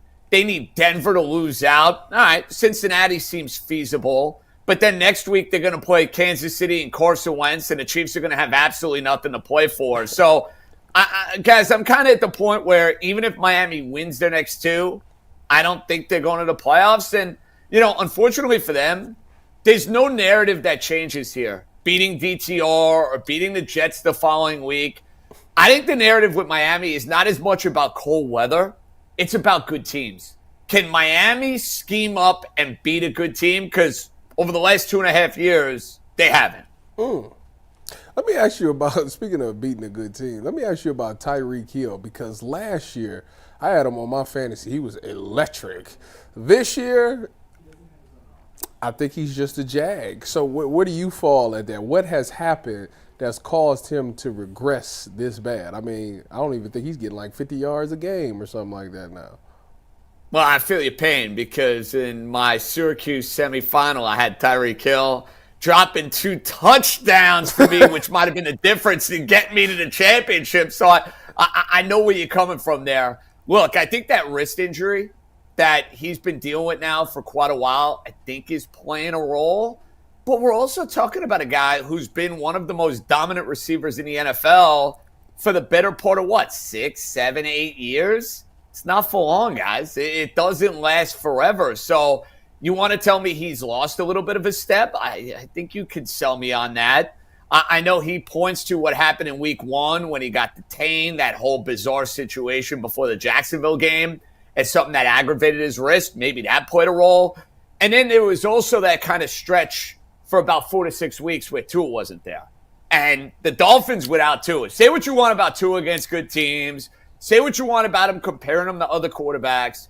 He's one of the most valuable players in the NFL because when he doesn't play, guys, the Dolphins become one of the most unwatchable, pathetic, disgraceful offenses that I've ever seen. So I think you add up age, the wrist, and not having Tua for 4 games. I think that's why you've seen diminished results from Tyreek. You know, John, we look up here and we just got Jerry Jeudy, and I'm always talking about you need more than one guy. You need stockpile. You can't be running around here with one receiver and thinking it's going to get it done. And you know, the Dolphins are the poster child for explosive offense, explosive receivers. What seems to be the missing ingredient? Because the Dolphins, they have a quarterback, they got 2 great receivers. Is it the fact that they're not consistent in the running game? Is it defense? What's keeping them from being a team which, on paper, it looks like they should be perennial playoff contenders? What's keeping them from getting there? It's a great question. To me, it starts with physicality. They're not physical enough against these top teams that they play. I noticed it when they played Buffalo. You saw when they played Green Bay on Thanksgiving. They got beat at the point of attack. I'm talking on the offensive line in the interior. I'm talking about on the defensive line where teams have kind of bullied Miami with good offensive lines. And to me, that's something you have to have if you're going to win December football games and if you're going to beat good teams and do it in hostile environments. And you mentioned that run game. I know Devon Achane is coming off a big day against San Francisco. They have been way worse this year running the football. And I think it's played a role in why they have not been as successful. I mean, you look last year, they were getting 4.5, 5.5 yards a carry. Now they're under 4 yards a carry. They lost a lot of talent on defense, not just from an injury standpoint. Bradley Chubb didn't have him at all this year. Jalen Phillips, they got him back. He gets hurt immediately. He's done for the year. Every team goes through injuries, so nobody wants to hear the laundry list of complaints. But I think that's hurt them, and I think it's hurt their defense. I think Weaver's done a good job of coaching them up. I think you've seen some guys emerge. Like Chop Robinson's going to be a really, really good player. I mean, watch out for him on Sunday. He's got a motor. His pressure rate is insane, and he's gaining more and more confidence with each passing week. But I think the reason they haven't beaten good teams and the reason they're, in this kind of mediocrity, stuck right in the middle NFL stage is they're not physical enough on both lines. Well, that brings me to my next question, John. Myles Garrett had his 100th career sack last week against Joe Burrow, and he's made a living eating off bad offensive lines in games that don't mean anything. And I don't mean that as a knock on Myles. He's just been incredible in these kind of situations. On paper, this is a game where Myles could just completely wreck whatever Miami wants to do offensively. How can Miami protect Tua from 95 chasing him down in the backfield come Sunday? Pretty simple. Get the ball out of Tua's hands quick. And that's what he does a brilliant job of doing. And we've seen him against some elite pass rushers. You go back to when they played the Raiders a couple weeks earlier with Max Crosby. That was basically their MO. They are not going to allow Tua. And I think it's partially due to the concussion. I think it's partially due to the way these defenses are scheming them up, where they're dropping the 2 safeties back and they're daring you to be, methodical and go 13, 14, 15-play drives. And, I think it's the offensive line concerns too. They're not going to have him take deep drops. You're going to see him get the ball out of his hands very, very, very quickly. And that means if you're going to go and beat him, you got to have your guys who are corners be physical and be willing to tackle. That's why Houston had great success against Tua. They did a great job at tackling, and Stingley wrecked the game. So your corners, to me, more than anything, have got to be ready to go. Myles Garrett's going to get his. He's going to have a moment or two where he can go and wreck the game, but it's going to be a lot of 3-step drop, not even. Tua getting the ball out of his hands immediately fast to kind of negate what Cleveland and Garrett specifically are looking to do. John, we were sitting here talking about the Cleveland Browns and talking about the draft because that's just kind of where we are.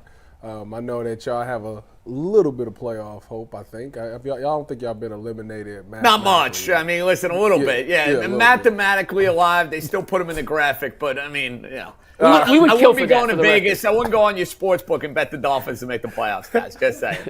So let's say that y'all do get eliminated. What is going into this offseason or looking at the draft, what's the one thing that you want them to do to help them be a better team next year? Physicality. I'll keep talking about it till I'm blue in the face. The Miami Dolphins have a reputation for being this speed team. It's all well and good. Devon Achane, Jalen Waddle, Tyreek Hill. I need some enforcers, whether it's on the offensive line. I got to see what's going to happen with Teron Armstead. He's one of their best players. He's had a great NFL career. Does he hang it up at the end of this year? Is he a salary cap casualty? Are the Dolphins looking for a new tackle? They drafted one in the second round. Do they want to move him to guard? Do they feel good about him at left tackle? That to me is a question. And I can never have enough high-quality, high-talented players on that defensive line. So if they could get me a premier defensive tackle, somebody who could replace what Christian Wilkins gave them, and Sealer's great. I mean, Zach Sealer should go to the Pro Bowl. But I'd look at that position. I'd look at those interiors immediately, first glance. That's where I'm looking to draft. They're going to need 2 safeties. Javon Holland, he's been a good Dolphin. I don't know what's happened to him this year. He's probably cost himself a lot of money in free agency. So I don't think the Dolphins are going to give him a big money contract. He and Poyer looks like he's a zillion years old. I love him. He's had a great career. He killed the Dolphins for years, but he looks like a guy who's probably on the way out. Do you want to draft a safety in the first round, though? Unless they're Kyle Hamilton, the answer to that question is probably not. So I'll say offensive, defensive line. That's my first guess. You talk about what are you guys doing before we let you get out of here? You don't make the playoffs. What are you doing at head coach? There's been whispers because we're sitting here at kind of the same position. Because I'm looking around and I'm like, listen, I would take the Dolphins coach. I mean, I don't. It's weird because guys, I live in New York. If Kevin Stefanski got let go by Cleveland, the Jets should hire him in 5 seconds. Literally 5 seconds. They haven't made the playoffs in 14 years. So I think both franchises. To me, Cleveland got absolutely sabotaged by what happened with Deshaun Watson. How is that on Kevin Stefanski? They literally got Deshaun Watson and paid him $10 zillion, and his superpowers got zapped away. Last year, he took Joe Flacco to the playoffs. The Browns, to me, have their coach. And from my standpoint with the Dolphins, they hadn't gone to the playoffs in back-to-back years in 20-something years. It was not a great year this season for Mike McDaniel, but the idea that he's in hot water, his job is on the line, to me, that's absolute nonsense. And the reason why I think it's nonsense, guys, do you see a coach get a game ball in Week 16 and get fired 2 weeks later? I don't know about you guys, but that just kind of seems like a weird optic. I think McDaniel's fine. I think he'll be back. All right, John, we'll get out of here on 2 non-football related questions real quick, but somehow you know Justin Grimes, who was my high school basketball I do. coach. Good buddy of mine. Golf pal. That's right. How do you know Grimes? I need to know this backstory real quick.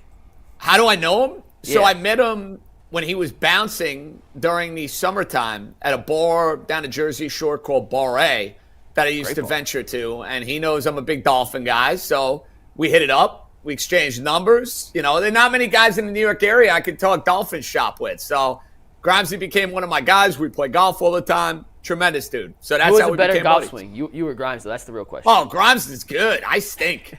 And Grimes by a mile. lastly, Grimes somehow isn't our only connection. I also know Nicky Lattarulo, who you work with at SNY Oh, one of my from my favorites. days back in SNY, Texas. who is a big Kansas City Chiefs fan. Must be nice. Yeah, They're it makes gonna win no another sense. Super Bowl. Must Who's be a bigger nice. Yankee fan, though, Nicky or Mr. Grimes?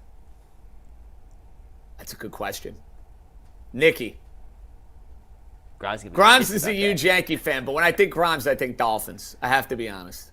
Awesome. Well, that is John Jastremski of The Ringer in SNY. You can follow him on Twitter at John_Jastremski. John, appreciate you taking the time to join us today, and we'll hopefully have some better things to say about the Browns and the Dolphins next year. Yeah, hopefully the next Browns-Dolphins game is a little more juicy than this one, guys. I appreciate it. Anytime, guys. Happy Thanks, holidays. John. Merry Christmas. Same to you. That is too. John Jastremski. We'll put his Twitter in the YouTube description. And we got to read it. Let's get to our last topic here. Yeah, guys, I just want to remind everybody that after the Browns-Dolphins game, no matter how bad, boring, or whatever happens, G, Mike, and Earl are going to be on. We're going to do a post-game show. We always do our post-game show at the 2-minute warning. So as soon as that 2-minute warning hits, turn on YouTube. We'll walk you through the game. We'll hold your hand. We'll make you feel better. It's okay. They become therapy sessions is really what it's become the last, Yes. last How 7 long weeks. do y'all do y'all show? 2 hours? No. As long as It we've has gone, gone an hour and a half before. we've gone in when Yeah. they beat the Ravens, when Deshaun went 14-14 in the second half, Yeah. we had like 90 super chats. It ended up going for a while. When they suck, like they have recently, Against the Jets when they lost in like 12 seconds, Yeah. we was on there for like an yeah. hour. Because we couldn't believe it. I The- just couldn't believe The it. last 2 weeks have been like 40 minutes, though. Yeah. So, one last topic to get to before we get to some super chats today. Jerome Ford, over the last 2 weeks, has been pretty impressive. He's the only running back in the NFL this season to have back-to-back games with a 60-yard rush. Tyvis G, has Ford's impressive 2-game streak here made you reconsider your thoughts on him being the future? I see your face, and I agree with you, so I'm just asking the question. Has it made you rethink your future of whether or not Jerome Ford could be the Browns' running back 1 for next season? Who, Bambi? He is Bambi. He trots and frolics in the... Can Jerome Ford be the running back 1 next year for the Browns? That's Yeah. the question? Yeah. Absolutely, he could be. Would I be happy about that? No. I mean, listen, Bambi. Jerome Ford. Listen, I will say this. To be fair to Jerome Ford, I do think if Ken is going to be the play caller, I do think he best suits Ken's play caller. He is better in the spread. I told y'all that last year. His best runs came out of spread formation, shotgun formations. That's his thing. So right now, what he's currently in, this system that he's currently in is perfect for what he wants to do.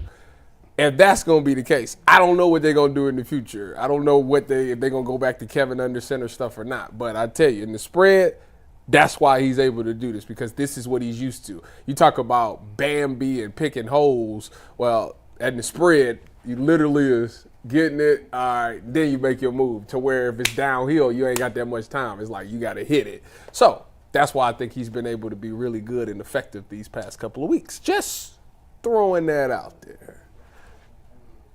Under no circumstances. It's Bambi. Yo, I mean, he looks so good when he turned it on outside. He be tipping. He be running high, chest high, perfect form. he He does have that good form. He be good up form. high Be with looking on good. when he He be runs. like, man, who is that out there? That's Bambi. Bambi's not doing nothing. The first 17 games of the year, in the third quarter, the fourth quarter, I see him pass up a hole that was just.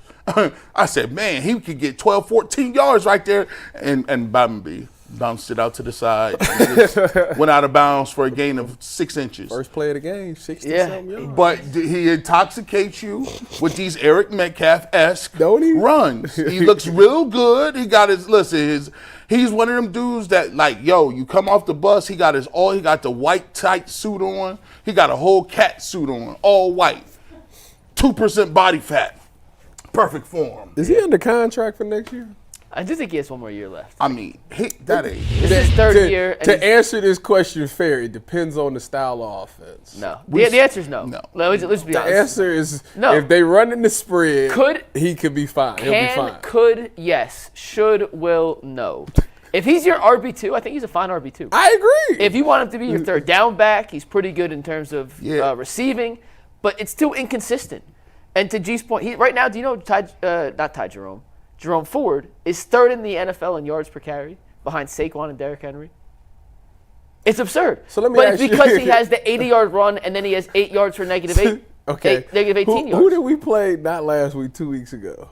2 weeks ago was the Chiefs. Okay, and then that's who it was. the- Okay. Yeah, Chiefs. What do you think about the Chiefs defense? It's one of the best, right? Pretty good, yeah. Okay, so and He had one long run. That's what I'm saying. It's too inconsistent to be your RB1. Travis. Wait, can I step up to a little It's bit of real Jerome quick. Ford's Real quick. defense? It's not RB1 long run a game. It's RB1 because you get the most carries. What you got? He getting Yeah. 70 to 80 I'm yards just a saying, game. Those negative yards, how many is it of the quarterback throwing it 6 yards behind the line of scrimmage to him in a check down and then him getting sandwiched immediately? Well, that's not rushing yards though.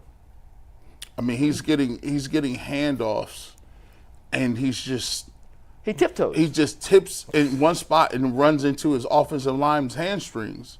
Maybe if the offensive line was getting down the field and getting on the fact of the matter is, if our offensive line get to the second level, he going. Jerome Ford's proven if the line blocks correctly, He can turn something. That's what he I'm can turn telling. That's But what I'm telling you. in 3 years of watching Jerome Ford, Tyvis, have you seen Jerome Ford do anything that turns a poorly blocked play into a positive net gain for the Browns?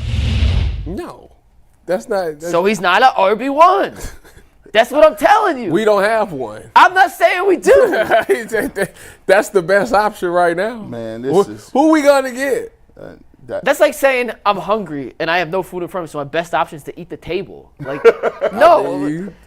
Like, Eat this notebook paper. yeah, like I mean, Bottom B. gotta do what you I don't know if I like the I don't get the Bambi reference. No one gets half the references I say.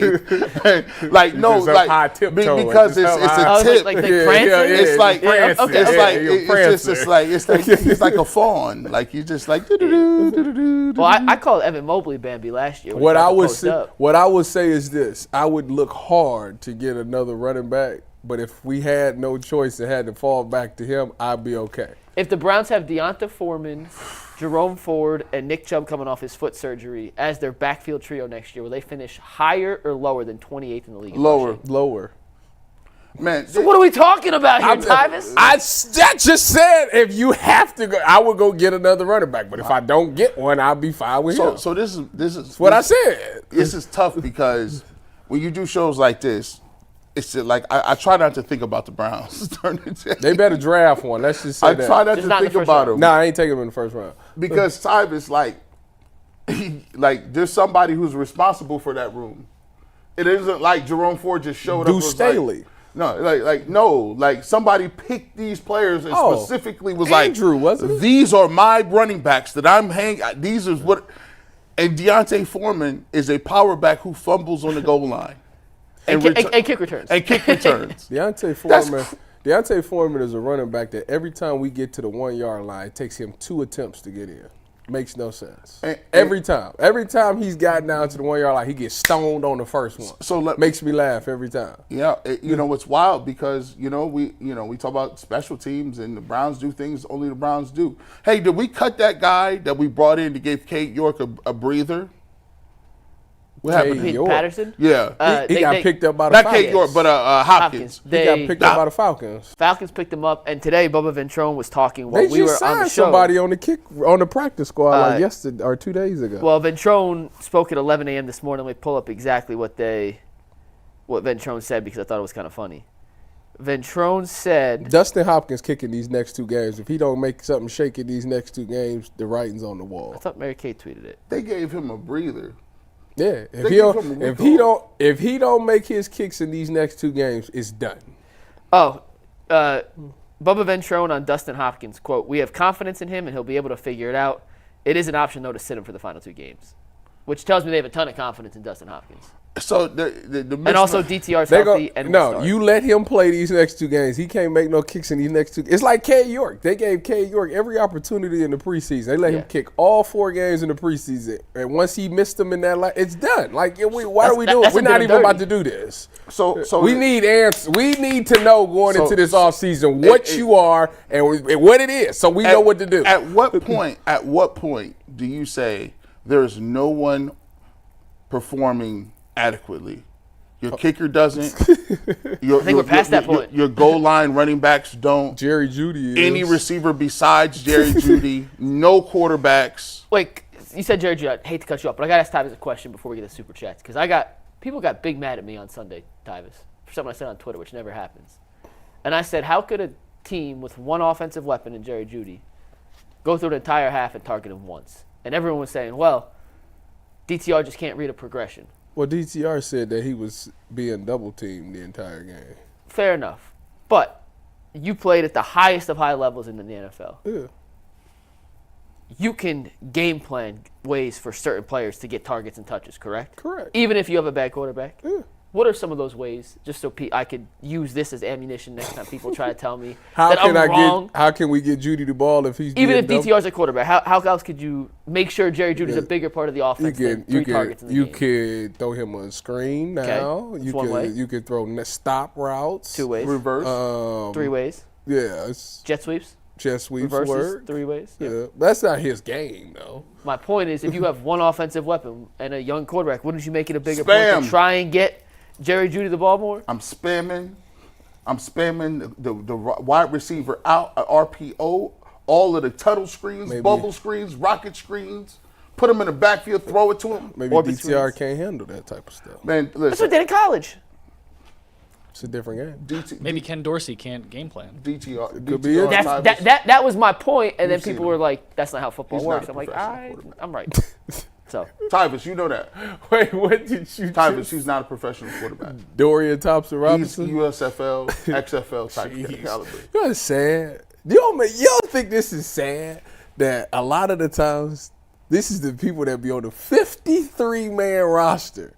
We'll go through at some point in time and say, that guy's not even good enough to be in the NFL. They will get cut from the Browns and nobody will ever touch them.